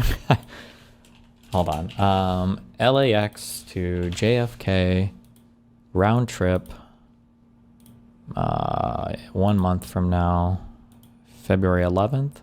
Search. You can go wherever you want, whenever you want. Is that true though? Because don't you have to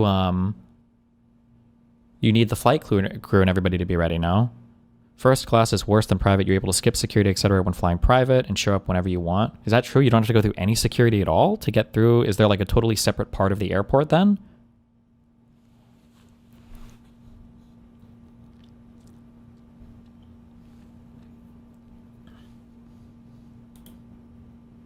You can do first class from LAX to JFK for less than $2,000. Yeah, fuck that. I'd rather do that.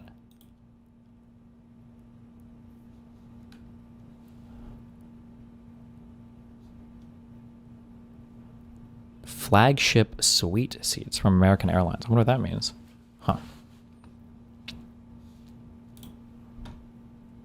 Okay. Don't care. Doesn't matter. We're the common man. I fly economy plus, okay?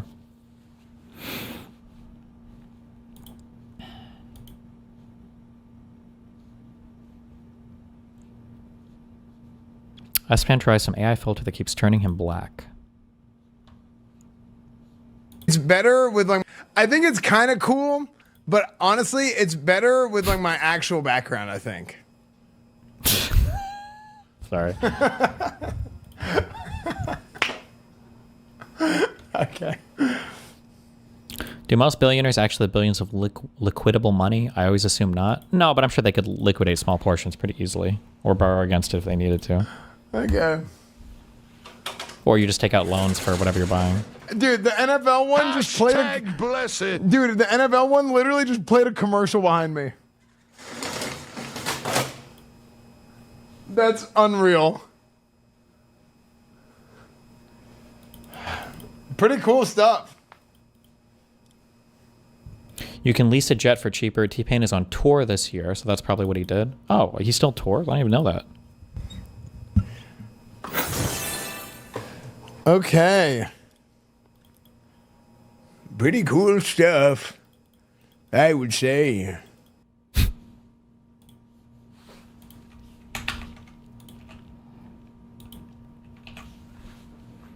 Venezuelan live streamer celebrating after the U.S. carried out a special operation to kidnap their president.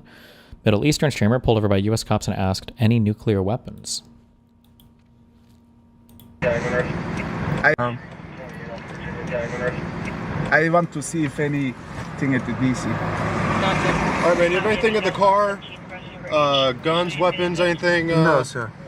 Nuclear weapons, nothing? No. All right. Was the cop telling a joke or are you retarded? This is I put because it's cold. You don't have heat? You know, look, I have like this. I have two cameras. If I open the heat, the phone is getting overheat. Remember, if the cops are asking you if anything is in your car, you don't have to say shit to them. The reason they're asking you is because they don't have probable or reasonable suspicion to do a search of your car. The only possible thing that you can accomplish by talking to them is giving them reasonable suspicion to search your car. Don't say anything. Unless you literally have nothing in your car and you're trying to talk your way out of a ticket or something. But just know that that's all you're doing is hurting yourself. You're not helping at all. Can you talk about the reality TV show yet at all, or is it hush hush? That's like the documentary thing or whatever I said that they're like forming, or that we've been filming episodes of or whatever. I think it's mainly revolving around I think Clarkson and the Ashley politics girl. I don't know. I have no idea how much I'm going to be in that or not, but we'll see. Okay. So, look, I open the cold. I give the cold there. I open this fan. I try to make cold. You see, I have. Do you follow your own rule to never talk? To the FBI, hell yeah. But to the to local police, if I haven't gotten pulled over in so long, but I'll try to talk my way out of tickets, which I'm generally pretty good. It just depends on what I'm getting pulled over for. Like I talked a lot when I got pulled over last Christmas because my plates were expired by 7 years. I think I did okay there, but dodging questions or acting evasively is also providing probable cause to officers, so says most courts. Best thing to do is act respectfully. That is absolutely not true.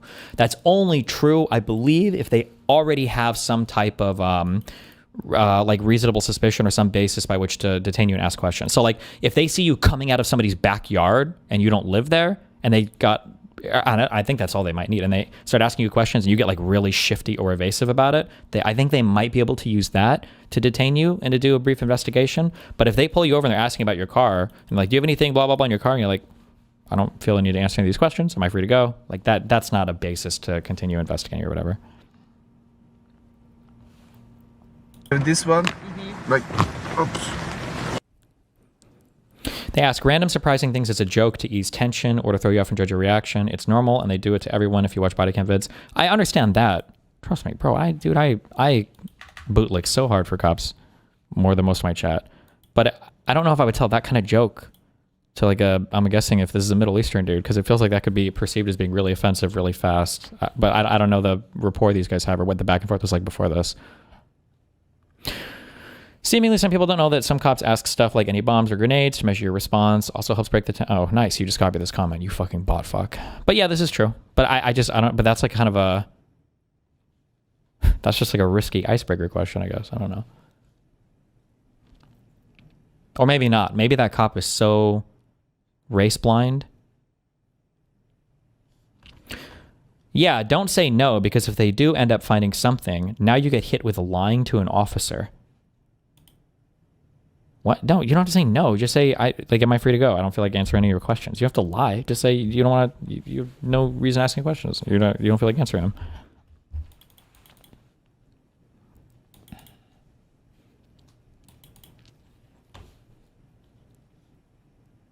Vietnam declares one of Twitch's primary revenue sources, unskippable ads, illegal. Damn. XQC spots Henry Avery's.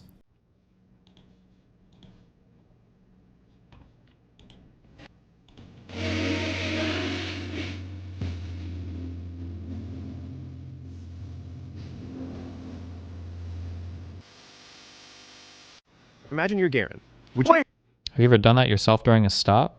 During a police stop? No, but I'm generally pretty polite. But if the FBI is ever at my house and they're asking like questions that I think are too much, I'll be like, I don't feel comfortable answering that. I think usually I just say like, I don't really feel comfortable answering that. And then, but they generally, cops and lawyers are usually looking for like weakness. Like if they feel like if they keep pressuring you, you'll give in, then they'll do it. But if they get a firm answer on something, they generally just fuck off. At least in my limited experience and in watching things happen. I say limited, it's probably more than most of you fuckers. Henry Avery's. Wait, is that Henry Avery's? No. Who is Henry shot. Avery's? Is that like Henry Brazilian or whatever? Jam a man of fortune. And Jay must seek my fortune. Henry Google Jam a Man. Avery. I'm good. Twitch reportedly had serious security issues, causing many streamers' payments/payouts info to be changed. Based. Kang Joel gets a surprise visit by a pimp after getting a massage in the Philippines. Okay. Uh-oh.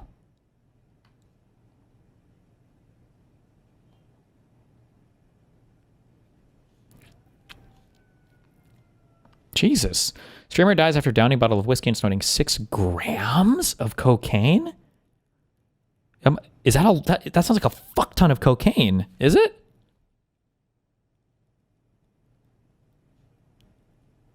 I wonder what he died from. Downing a bottle of whiskey too? How big is a bottle? Jesus.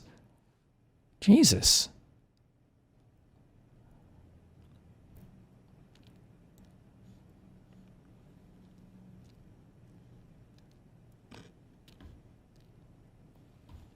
Then I can. Oh, yeah. What happened? Where's the girl? Where's the girl? She left. Why is she crying? She cried? Yeah, I don't know. Yeah, are you very crazy? Have you never done coke? I tried it one time and I didn't get. I think it's because I'm on Vyvanse or something. I just didn't get anything out of it. Well, the Korean brother touched me and mommy and everything. I don't know. You give me money, no? I gave her money, 1,200. Huh? 1,200. One, how much? 1,200. Bro, yeah, bro. It's my bad. It's my bad. Okay, sorry. No, I'm going to get my stuff. Where? Other hotel. Later, wait. I'm here already. Later. Huh? Later, you stay here, maybe. What are you trying to say? I don't know. Thank you and you're handsome. Yeah. Why you lock the door and what are you doing, bro? I love Somebody coming in and locking the door like that? That's fucking hella spooky. the door. I'm not doing anything for you. So I know you're good to me. Oh, okay. Why the girl? Why the girl cry? Why she cry? I have no idea. Maybe. This type of shit is fucking retarded and you will get your ass beat. And honestly, I don't even have any sympathy for you. Like, you should be able to roll down your window and give them your ID and shit. I think we saw... fuck, I wish I could remember. There was like one guy who handled it. It was like perfectly. I don't know if it was a DUI stop or a border crossing, but I think that he basically came through, rolled down his window, gave him the ID for a check. And the guy was like, can I search your car? And the guy either said nothing or the guy was like, no. And the cop like looked around a bit and he's like, so you're not going to let me search your car or anything? Or can I ask you questions? The guy's like, no. And then the cop was like, okay. And then the guy just drives off and that's it. Fuck, I wish I could remember what video that was. It was so good. But don't do this cringe shit. I am actually, oh my God. Oh, I didn't even read all of this. Please put any, oh, never mind. I'm sorry. I thought you were saying don't put any tickets under a windshield wiper. Like you can't get parking tickets, but.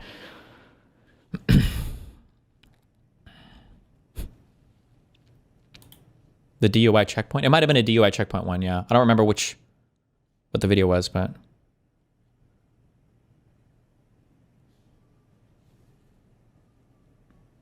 Also, the kid was pretty funny. I think that one kid walks a good line of knowing his rights, but not being overly combative, but like appropriately combative.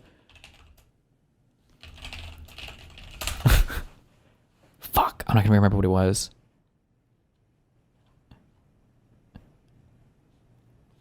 Maybe not kid walking. Maybe...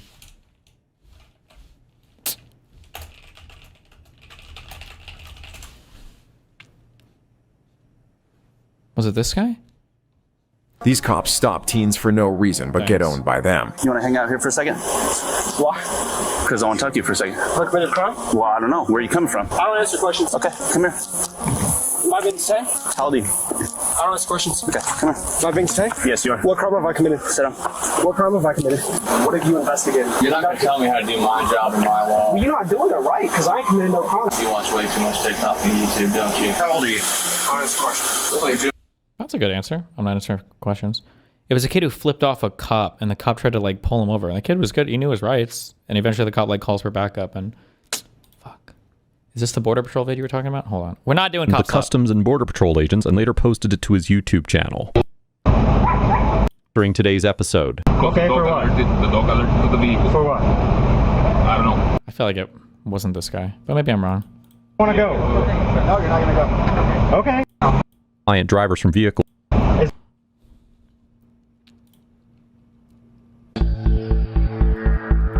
No, that's not a crime. Yeah, this guy.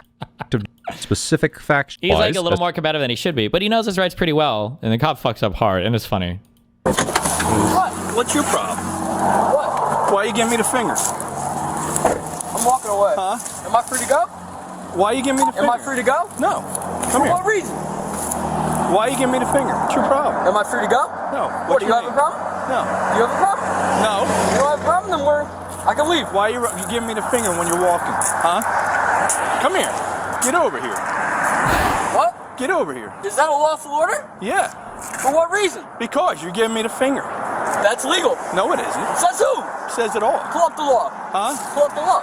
What's your name? What's the law? What's your What's name? the law? What's your name? How old are you? Corporal Pritch claims It's not a crime. What's your name? It's not It's not a crime. Investigation. I think his friend shows up. The You cop. were about to. He said I was going to be under arrest. He said you were detained. I said stop. You said you were detained. Be arrested. So now what Yeah, happens? So now what happens? He just admitted that now he was what going happens to is when arrest he me. gives you a lawful order to stop and you do It not wasn't stop. a lawful order, though. And you do not stop. It legally was not a lawful and you order. do not stop, then that becomes a criminal.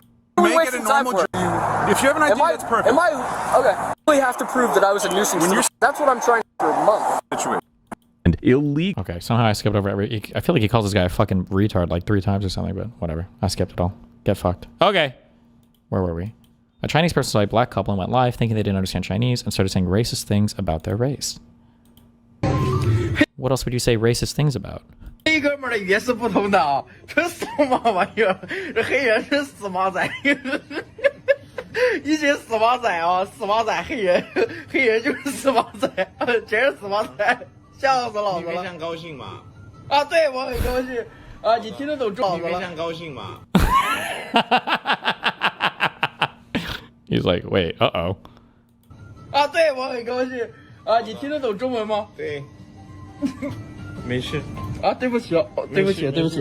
哦，兄弟，对不起啊，兄弟。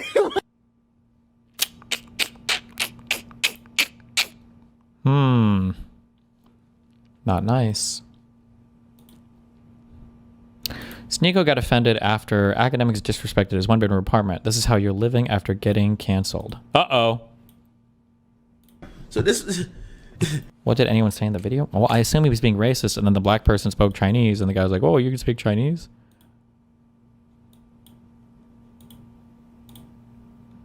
That's my guess. Reality can be whatever I want. There. This is how you live after you get canceled? I bet. Remind me never to do this. You know what I mean? What? I'm pocket watching. I'm always pocket watching. Aiden invited me to his house. What's wrong with my home? I can't wait to go to his crib. What's wrong with my home? When I go to Aiden, $25 million crib, I'm taking mental notes of everything. I'm taking what? Crib, I'm taking mental notes of everything. Mentanols? What the fuck is that? Oh, mental notes. You got a problem with my house? Nigga, I'm just saying. You good? You got more than one spot, right? You asked that already, yeah. In New York? No, I had one in Miami, one here. You saving.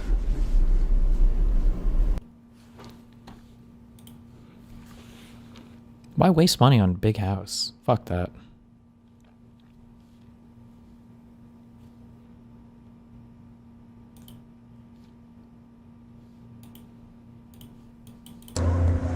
People dream to go to Africa Safari. Thank you for the live experience, Speed. Love your work. Thank you, man. Chad, that's what I'm here for.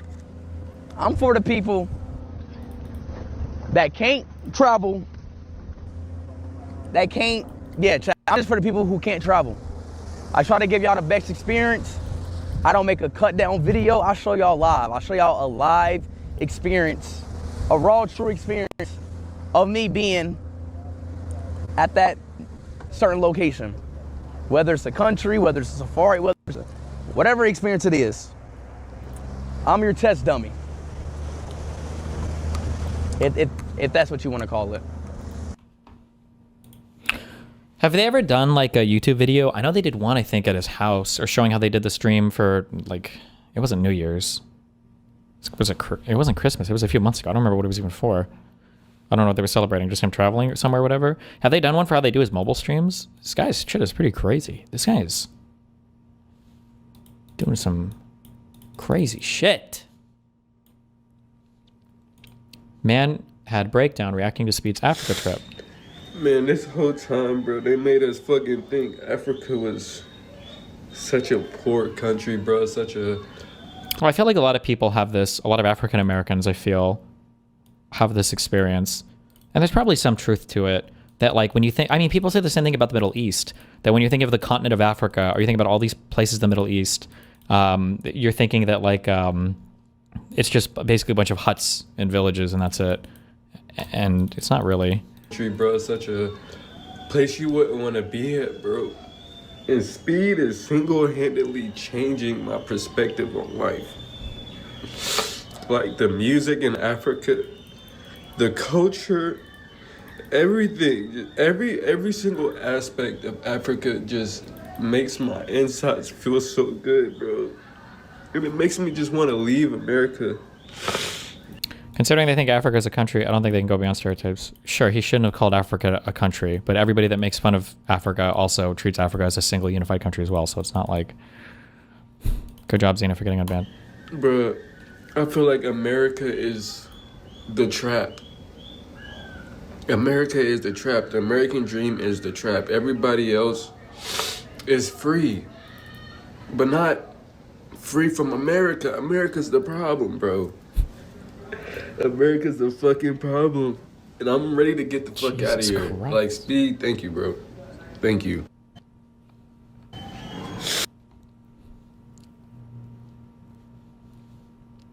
Watch out for the racist seals. Oh my god. Guys. Jesus. They're slapping their bellies. Oh, that's not what that looked like. How? Not safe for life. Don't Destiny.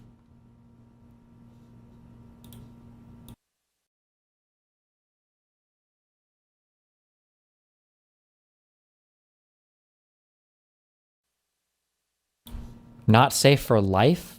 The person says the N-word and the N-word is even censored. You said this was not safe for life. How do I slap my belly? Shut the fuck up, That's not good, but who said not safe for life? What a fucking retard. Okay. Thanks for the save. Dan and Mr. Moon discuss why the target is fully neutralized. Okay, go ahead. And I think I'm going to say right now, I think Hassan, I don't want to say is like, I want to say his influence is like greatly neutralized right now. Like, I think the world thinks he's a lolcow. I think that he's like losing subscribers. He's getting fucking flanked by the entire normie world right now. Like, compared to a year ago, he's certainly he's going down in all metrics of net worth, I guess you would say. And also how's the other thing that I play it? I think there may be like bigger issues that I want to start focusing on. I'm starting to, I in most things in my life, and I think I made a video about this before, I view things almost like buying headphones. Okay, like you can get a really nice pair of headphones for like $200-300, but if you want to get a pair of headphones that's like 5% better, it's like double the cost, right? If you want to get something that's like 5% better than that, it's double the cost again. And then if you want to get something even better than that, it's like you're spending $5,000 for a pair of headphones that is like 10% better than the pair that costs $300. My thinking is, I think I'm wasting my time on Hassan at this point. I don't know if he can be any more lolcow than he is. I don't think like me like posting clips about the guy, me doing anything about this guy. I think he's just done. Like I'm not saying I'm not gonna ever talk about him again. It's just it feels pointless at this point. Like I've accomplished 95% of what needed to be done. I guess I'm just calling it like total Dan victory.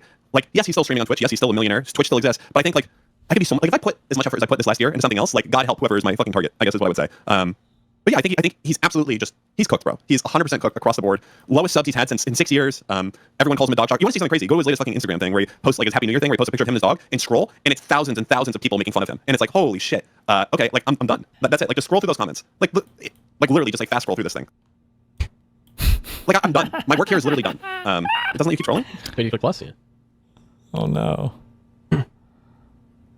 Yeah, I mean I think your work here is done, yeah. No, like literally like I had this thought last night that's completely diminishing returns at this point. Like I've gotten 95% of it. This guy, he's a joke. He's a joke at this point. Like, will he still get puff pieces from fucking communists and hankies that are editors in magazines? Absolutely, of course. But that doesn't mean anything, right? His viewership's in the shitter. His money is in the shitter, and everyone calls him the dog shucker and or the Diddy Party enjoyer. Like it's done. There's just a waste of time to spend thinking about this guy anymore. I think there's bigger issues at hand. This is actually yeah, like this is crazy. I did not expect this many people to be posting. Like even the text comments are like, oh, you're abusing your dog.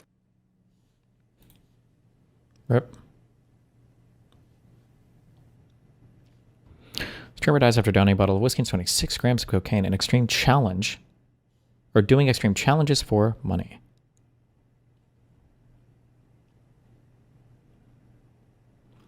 Drink an entire bottle of whiskey and snort 6 grams of cocaine within 3 hours as part of a paid live stream challenge.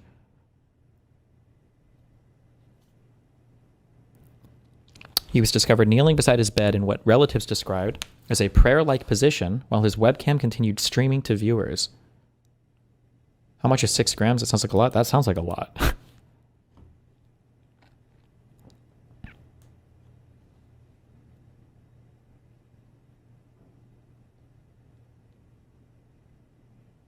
How much is a bottle of whiskey? Is that like a standard measurement of like a bottle of whiskey?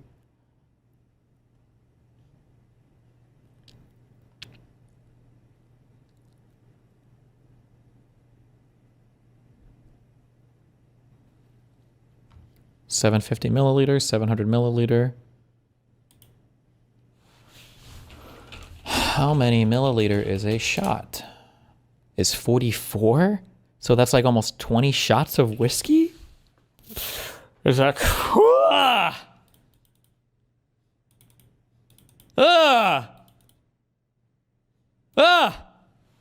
What?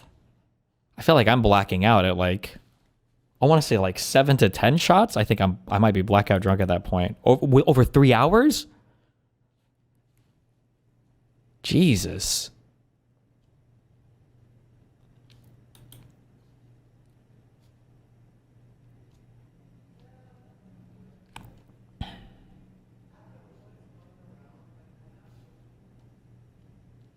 Use the cocaine to stay awake? I don't know how those would interact or if it would help you stay alive or not or what. I don't know. I have no clue yet. I know that the effects supposedly counteract such that you can't tell how high or drunk you are, but I don't know if that also helps with like respiratory depression or anything. I'm guessing when you die from alcohol poisoning, well, I don't know if that'd be true. If it's like downers, if it's just due to like the respiratory depression, how does overdosing from alcohol kill you? Maybe it's actually something different.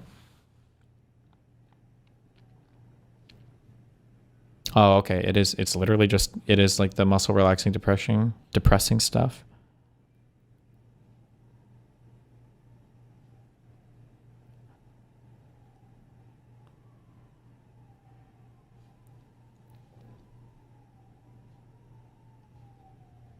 Rep.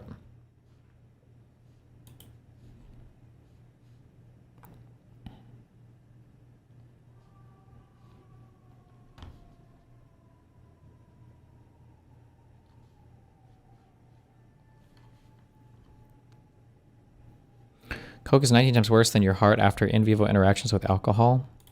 Oh, because that's another bad interaction. Yeah, I don't remember why, but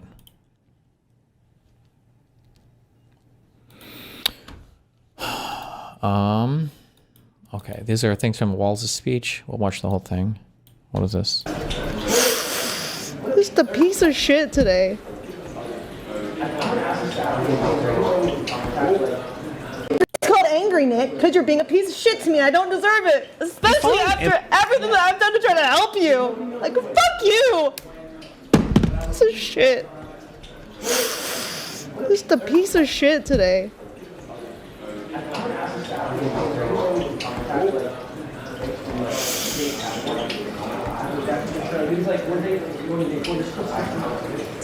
Okay.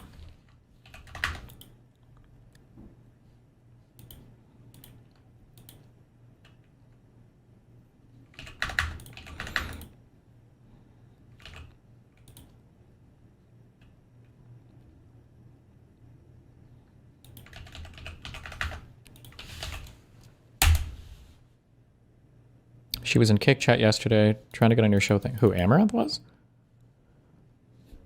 Need reinforcements. This is about Greenland?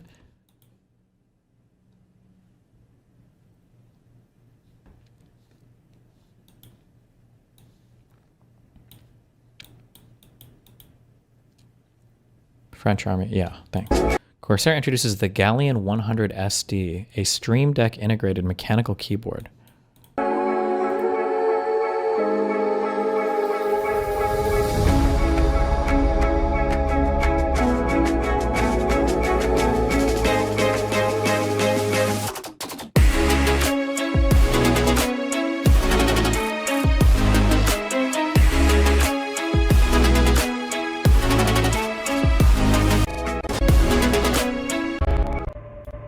No price.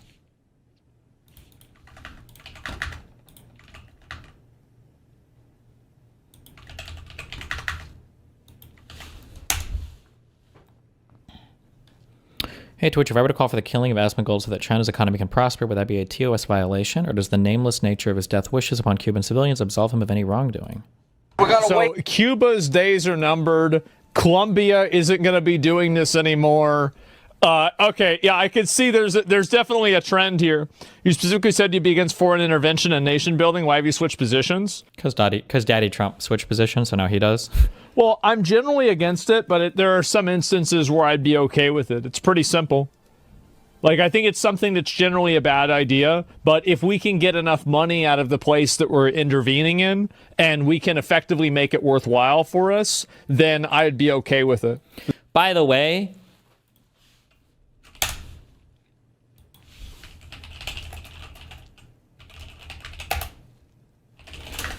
is there a clip of what Asmongold said about Palestinians? Hold on. Islamophobia is social law that's baked into their laws. In this clip, river, when people who have genocide that's baked into their laws are getting genocided. I don't give a fuck. They're terrible people. What the? Like, his take was basically that if you're some culture and your entire culture is based on murdering other people, then he has no sympathy for you if you die. This is the exact kind of culture he's advocating the United States to have. Oh, if we want to go and conquer other countries and extract resources or depose leaders or install new dictators or whatever, as long as it benefits us, that's fine. That's literally the type of culture that you criticize from other people. I guess his counter would be, well, we have more power so we can do it. So he'd do like this might is right thing, in which case you have a moral... never mind. Fuck. Don't fed post. Never mind. We're intervening in, and we can effectively make it worthwhile for us, then I'd be okay with it. Does that make sense? So it's all about whether we're making money off of it. That's my primary function, is that I think about, is this good for Americans? And if it is, if it's making us money, it's beneficial for us, it's lowering our costs, or there's some other downstream effect of it, then yeah, I'd be okay with it. But us just going over there and doing it for no reason, no, I don't think so. So yeah, and but that's really that's my viewpoint on it. That's what I think. No more pointless wars, period. Economical, logical interventions are fine. Yeah, exactly. And even though it costs civilian lives, yeah, who gives a shit? Like, I mean, if the thing is that if you're going to do this stuff, people are going to get killed. That's what's going to happen. It's going to happen for sure. It's crazy.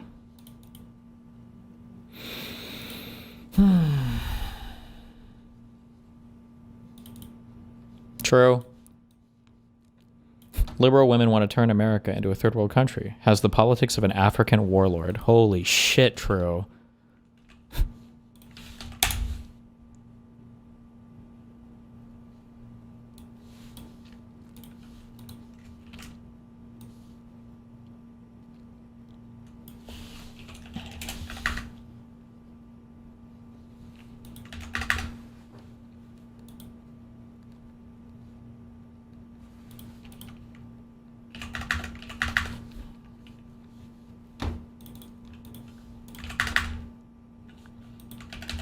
Hold on, working through my links before we watch. We've got 2 big videos to watch. The death of Robin Hood.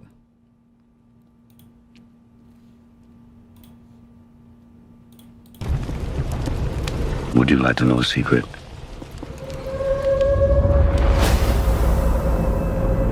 People speak of Robin Hood, tell his stories. They're all lies. He was not a hero. You were a murderous brigand. We were monsters. I am the outlaw. Robin Hood.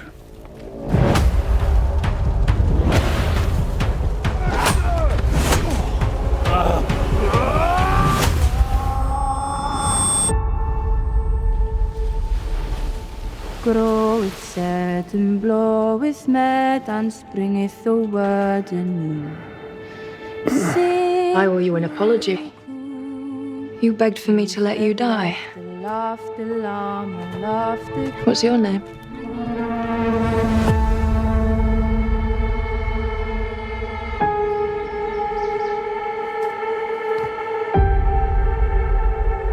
Can you make for me? Want me to make you a bow? All right. What happened to her? Terrible things.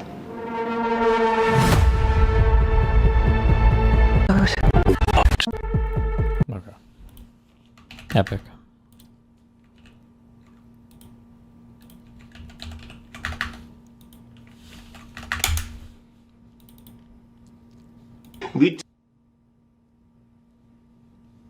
take every single base of the Americans from Aviano to Ramstein, from Romania to all the other military bases will be confiscated and you will lose it. And the whole position of American power since World War II, if you take Greenland, you have to leave. It's very simple, Mrs. May. Sorry for spamming, but have you seen this White House official Jan 6 timeline? Is insane. I haven't seen the 450 million people that have spammed that link in chat already. You're the first person to post it. If you take Greenland, you have to leave. It's very simple, Mrs. Miller. This is the leverage we have. You need the spaces for global power projection. You won't have it. And we can defend ourselves very well, and we will do that without the US nuclear shield, without the US troops in Europe, without the American bases. We will simply run these bases ourselves, and we run your boys home into Chicago and Ohio. And goodbye. If you go extreme, we go extreme as well. Be sure about it. It's so crazy that we're even having to have these conversations. Jesus.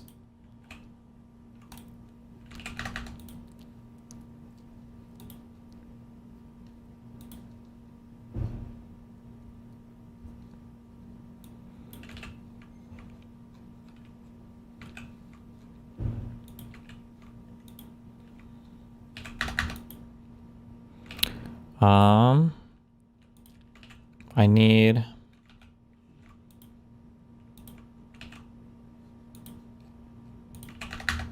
a link to the Tim Walz speech, I guess.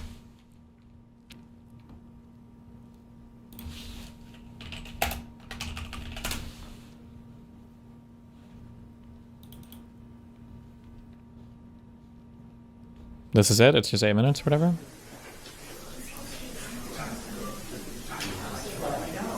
You did 2?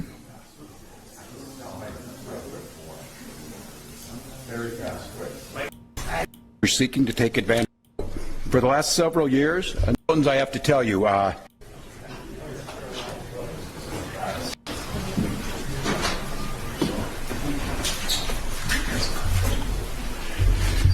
good morning, everyone, and Happy New Year.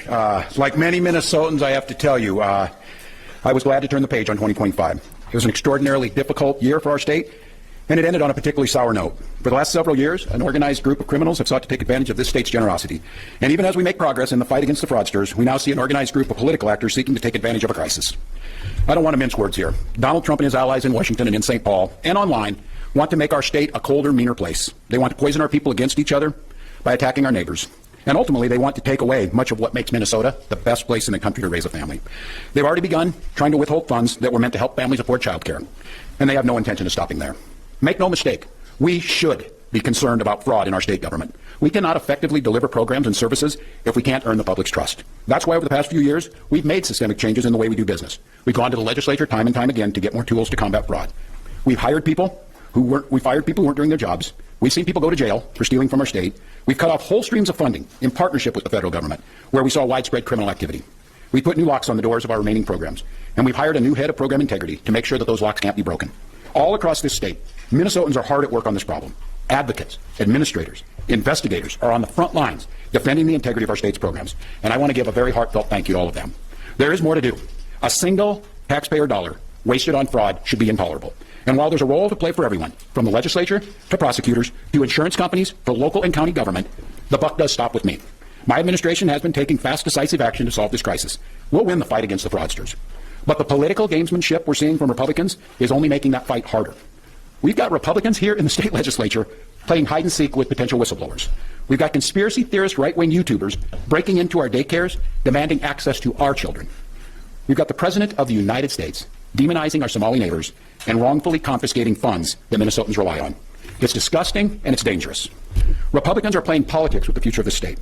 It's shameful. And I've said it before, and I will continue to say it. We welcome ideas from anyone, in any party, from any walk of life, who wants to help us continue to stay ahead of these criminals.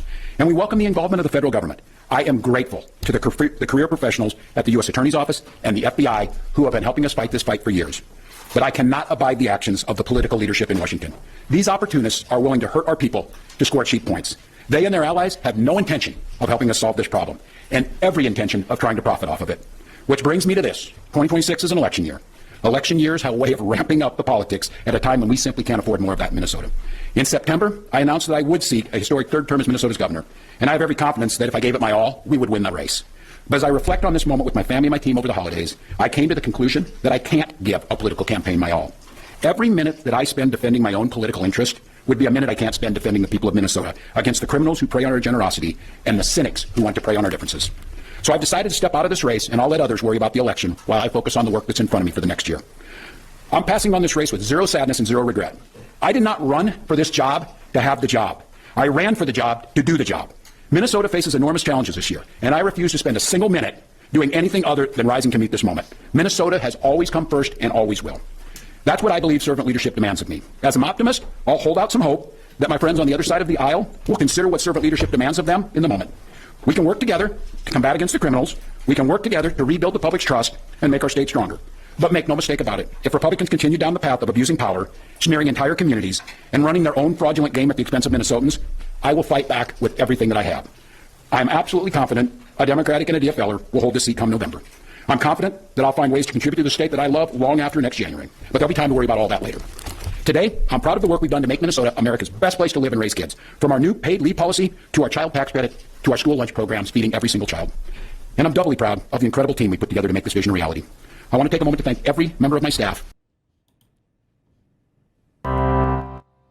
Yeah, I feel like him quitting like legitimizes every crazy thing that's been said over the past, I guess, month or two or whatever. I don't even know if it's been that long.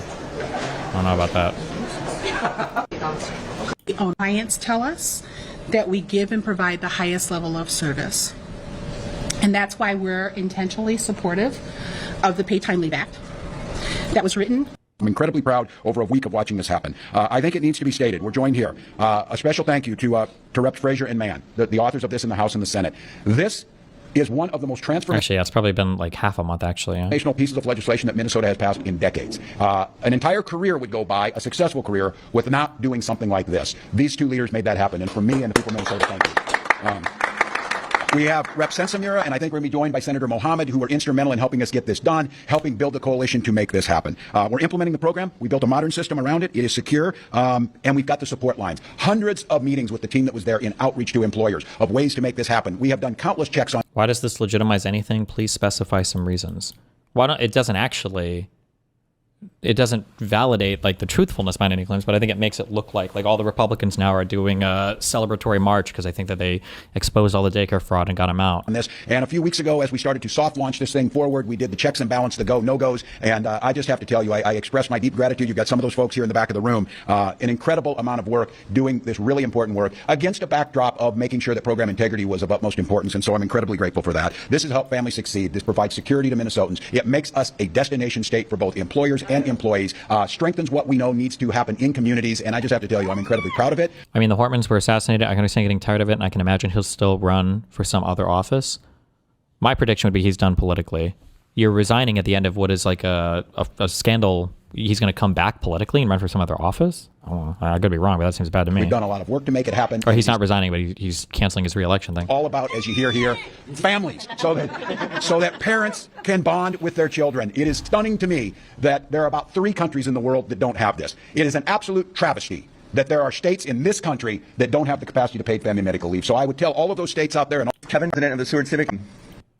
So, Lillian, this guys don't think about what it means when we pass it. We know that those programs are out there. I don't think that got reported, but there was an analysis done on the states across for leave, and so payroll data, etc. What work do you have about people's? Look, we'll put these things in. We've known this has been out there, and I think you heard Commissioner Verlick say that. Deed runs the unemployment insurance too. We know that those programs are out there. I don't think that got reported, but there was an analysis done on the states across the country unemployment insurance. I think Iowa and Minnesota were 1 and 2 and the most secure. So there's a lot of safeguards in place, and we'll continue to deliver that. And I said, I told you yesterday, and I'll continue to say it.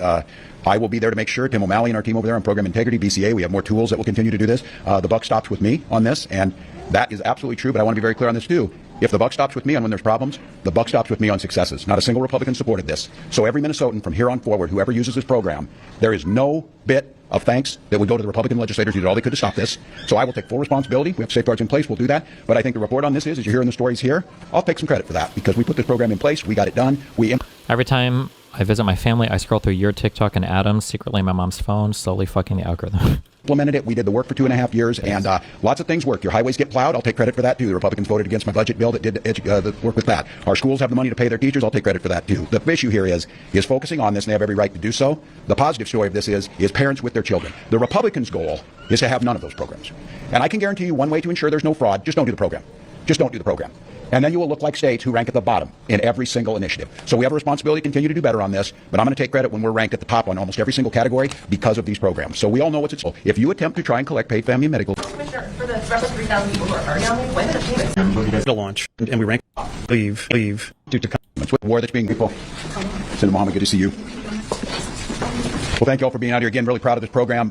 It is a game changer for working families. It's one more piece of that building blocks to making Minnesota the best state in the country for 2,000 people have the nation, and that's coming from the attorney. We are under the politics of this. I'm going to fight it, making sure that Minnesotans are cared for. I'm going to fight it by doing the respect that we should have for rule of law. So I just think all of you see this. It is just going to be relentless. Why 2,000 folks? What are they coming? Do they want to coordinate with us? You saw a U.S. attorney stand up, which would have been let go by any other administration, speculating about things with no factual information. That's defamation. That's coming from the attorney. We are under assault like no other time in our state's history because of a petty, vile administration that doesn't care about the well-being of Minnesotans. My job is to protect the well-being of Minnesotans. So the good news on this is Republicans are sure they're going to lose the governor's race dramatically.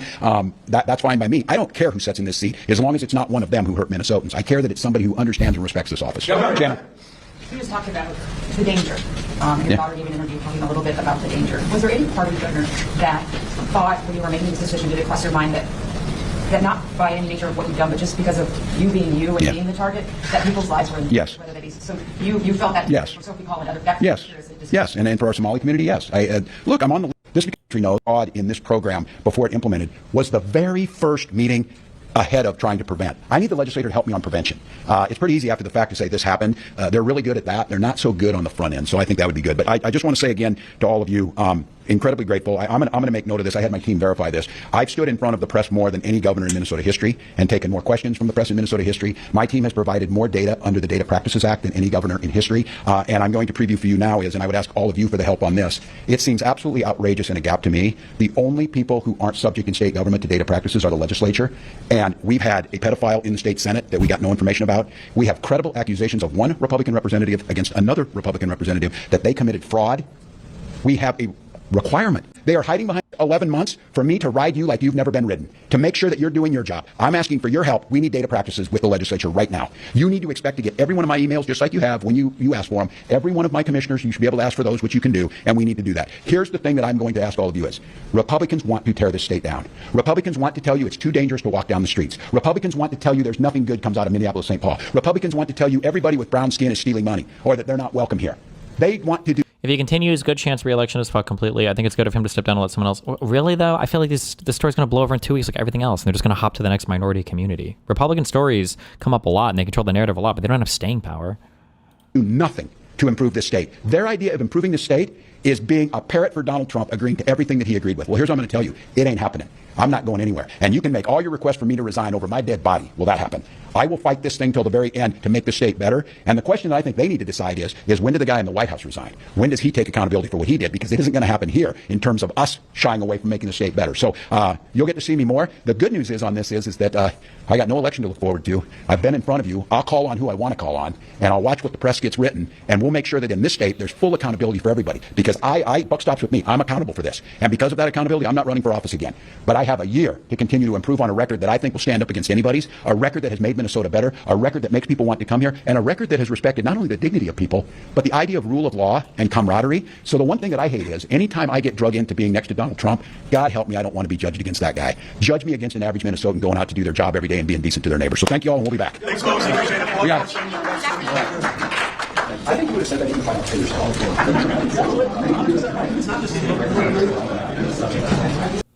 Somebody emailed me some information.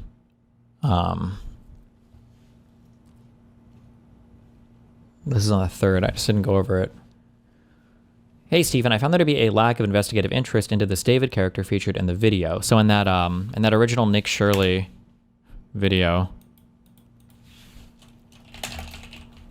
I keep asking, or I've asked a lot, like, what where does this guy's info come from? Like, what the fuck is this? The dude with the papers. This guy.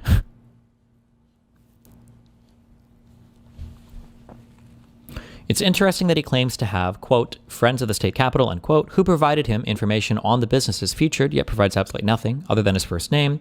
So I thought I would take a stab at figuring out who he is. I noticed that around the 59-second mark in the video, David and Dick are sitting in an office with about 20 photos of roofs in the background. I then looked at roofing companies in the neighborhood surrounding some of the daycares featured and came across one by the name of Garlock French Roofing.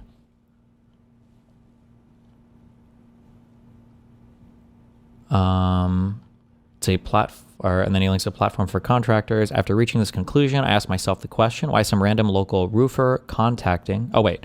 You can see 2 exact copies of the images featured on the wall in a Garlock French Instagram post and a separate platform for contractors. What is this? 59 seconds. Hold on. We will break down.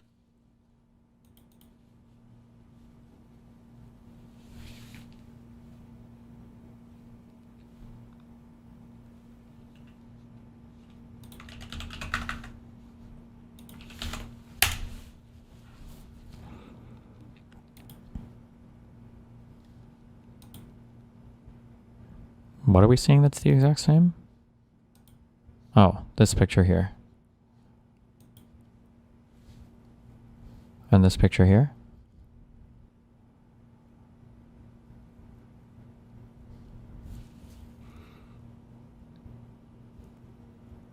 Diamond logos on the wall are the same too? Okay. After reaching this conclusion, I asked myself the question, why is some random local roofer contacting this MAGA YouTuber to make this video? I could not find any employees by the name of David or any photos of this guy. I have no evidence that he even works there. However, I did come across a press conference hosted by the Minnesota House Republicans.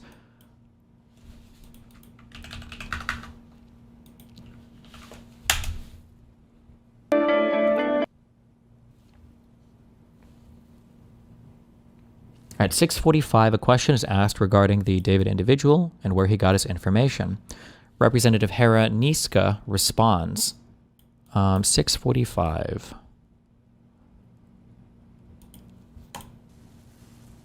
All right, Alex DeRozier.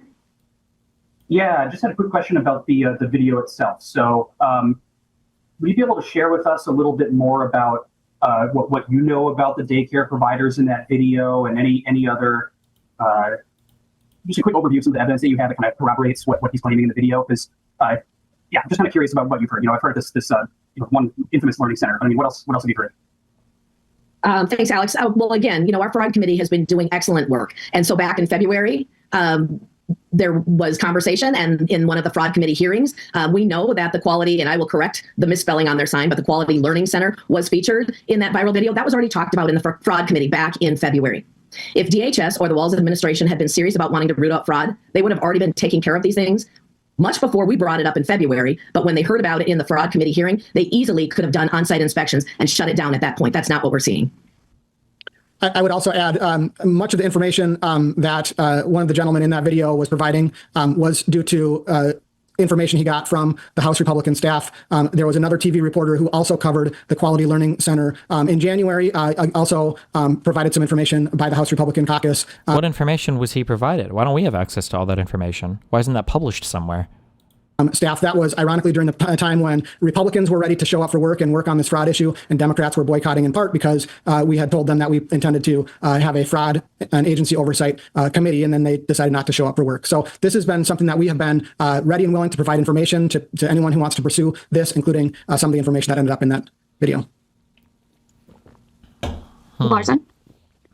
The FBI director can... Jesus. Confirms that friends of the government mentioned in the video are indeed the House Republican caucus. A later clarifying question. Wait, hold on. For Leader Niska, what exact... This is where we're at. And Faircloth? Yeah, just a follow-up for Leader Niska. What exact information did you all provide? Again, did the House GOP caucus provide? And was it to the David guy in the video or Nick Shirley? Just clarifying. In the video, the 42-minute long video, there is a reference by David to conversations he's had with friends at the Capitol. That was cooperation with staff at the House Republican caucus. Got it. Thank you. Ingram? Yeah, I'm wondering if either Crazy he didn't mention that in the independent journalism video, but okay.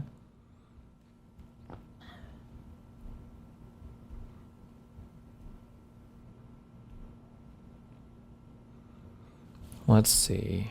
Once again, confirms that friends of the government mentioned the video indeed the House Republican Caucus. He also states that another reporter was provided information back in January of 2025. I believe this is the report in question. You need to watch the video segment for a complete picture, but he uses some of the same talking points. What is this?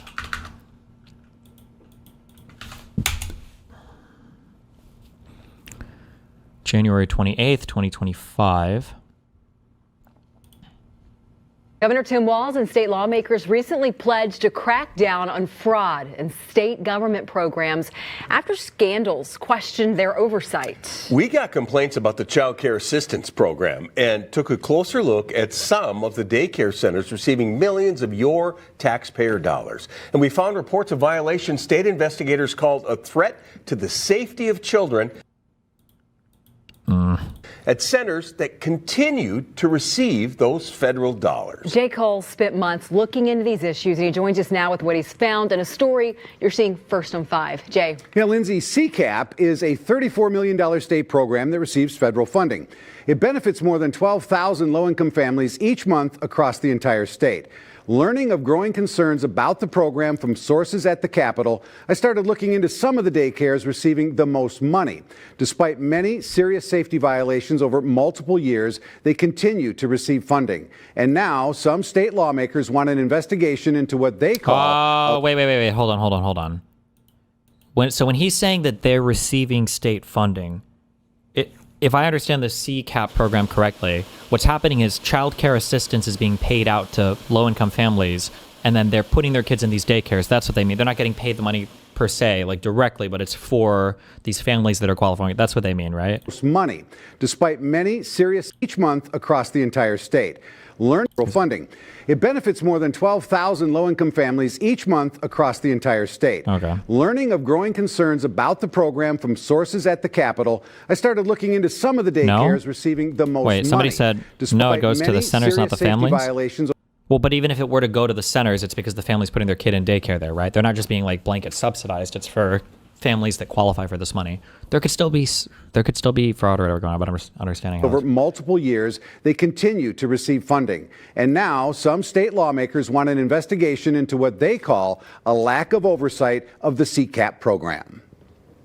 I started by visiting Quality Learning Center Daycare. So it is that 14B, which sits right in the heart of downtown Minneapolis. Between 2019 and 2023, the Minnesota Department of Human Services found 95 violations at this location. They range from failure to keep hazardous items away from children to no records for 16 children, which include things like immunizations, emergency contacts, and medical needs. So state investigators placed Quality Learning Center on a conditional license in 2022. I went to the daycare's location several times. Now, whether you believe them or not, you can see on the license thing where it says that like they provided paperwork to address the issues that they had, though. So I don't know what I mean, he's pretending like these issues never got addressed. You can say maybe they lied about addressing them or something, but... And only once did I see people there. Oh, that's your daycare. But I did not see any children. So there are 80 kids in there? No. After school? Okay, gotcha. All right, thank you. Where are the kids? DHS declined an interview, but in a statement acknowledged Quality Learning Center was put on a conditional license because of its poor safety record. But it still received nearly $8 million in taxpayers' money since 2019. Its conditional status removed in 2024. I also went to yet another facility. Oh, meaning that they'd rectified all the problems from 2024, right?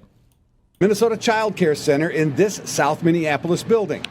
I found it at the end of this small hallway. Wait, are they going to the same? Is it literally the same places that the Nick guy went to? With a steel door, no windows, and no visible security cameras. That's the sign for the place. State records show between 2021 and 2023, the daycare had 36 violations, some of them serious. They failed to... I just want to see if it literally is. But there's... This is the first place he goes to. It's outside. Second place is that whatever this is, it's outside. He goes to one that's inside, right? Not this one.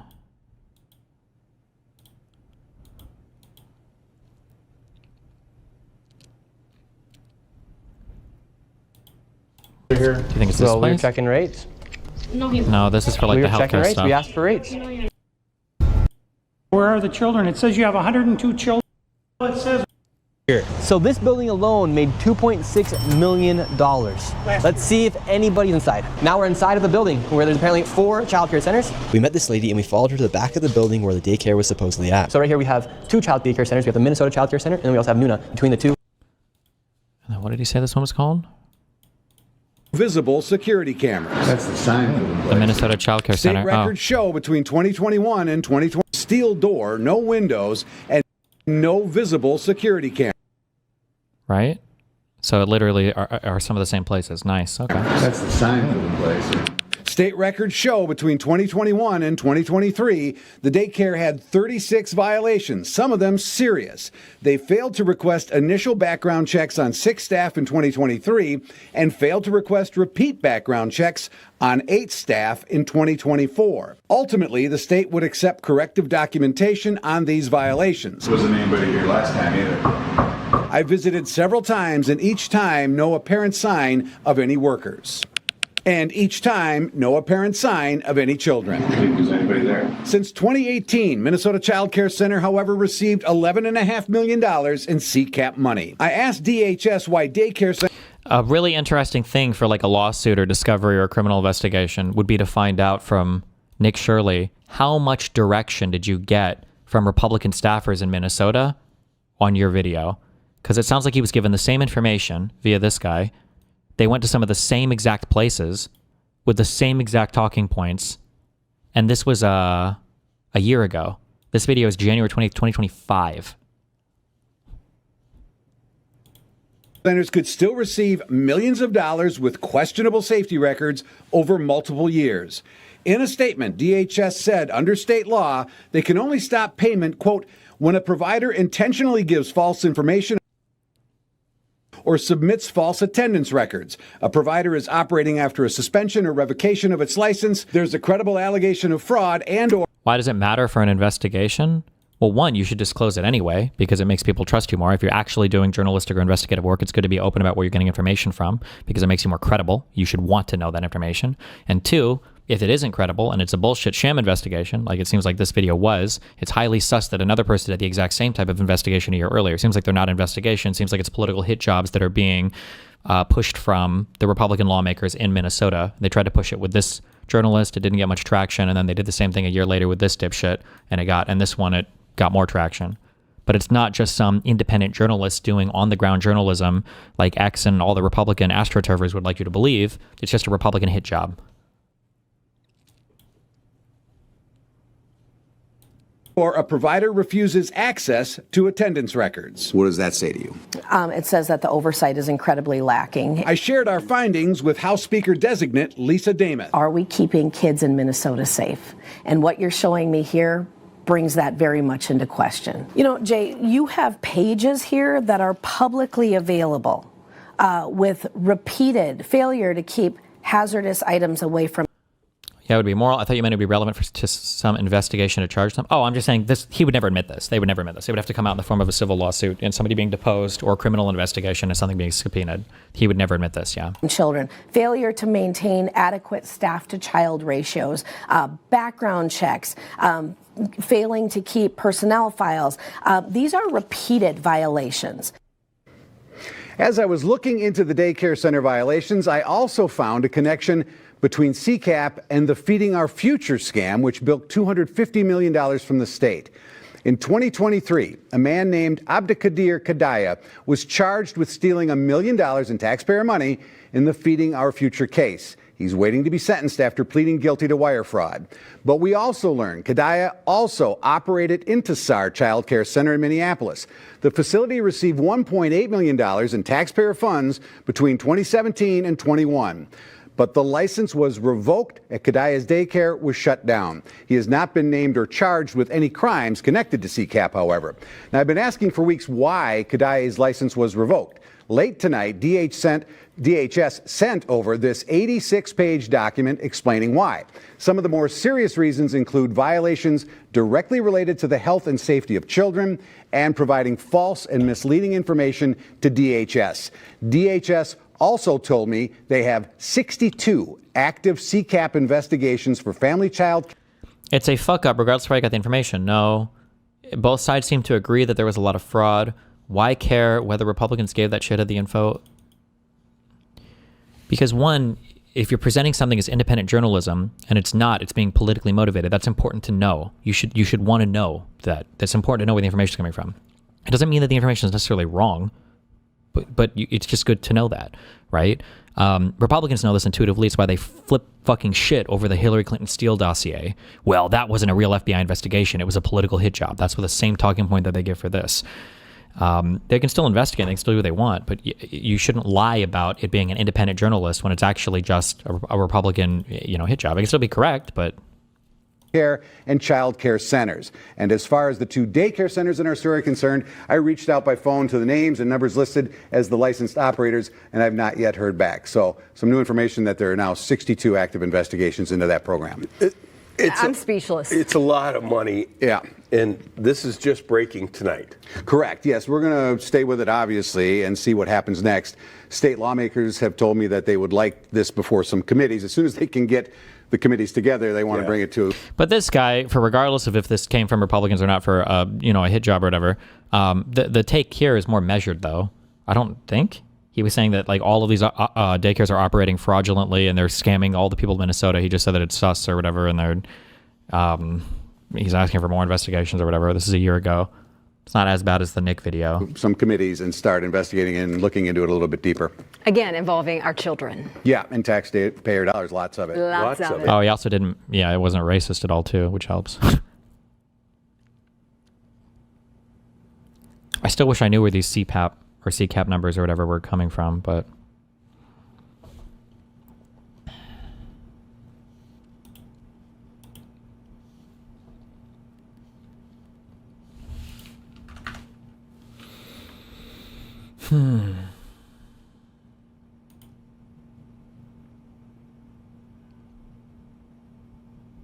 Also, that David guy, when he said 3 Somalis jumped him or whatever, that was 100% a fucking lie. Because that's the type of guy who would absolutely either have taken a video right after or taken photos or something. There's no shot that actually happened.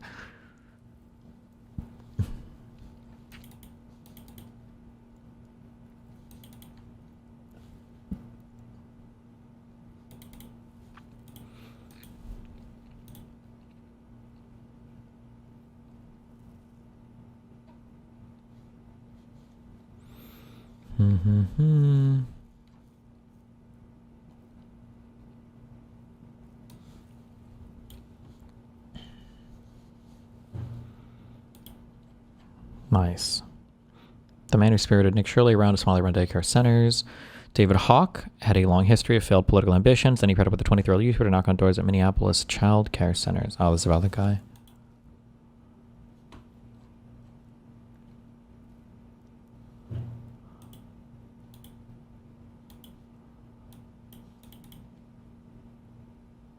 Is there an actual law or regulation that requires a daycare to shut down after a certain number of incidents or cases? Or is closure usually based on whether the daycare fails to correct the violations they're cited for? I don't know. I can't even pretend to answer. It might be that after a certain number of violations is auto shut down, or if you're non-compliant with certain things. But I'm sure some are worse than others. Some types of violations are worse than others. I don't know how common it is that daycare centers get cited with violations. Maybe everybody, when you dig through enough, doesn't have the best paperwork, or I just don't know. I don't know the averages on any of that. Then again, neither of these guys, so.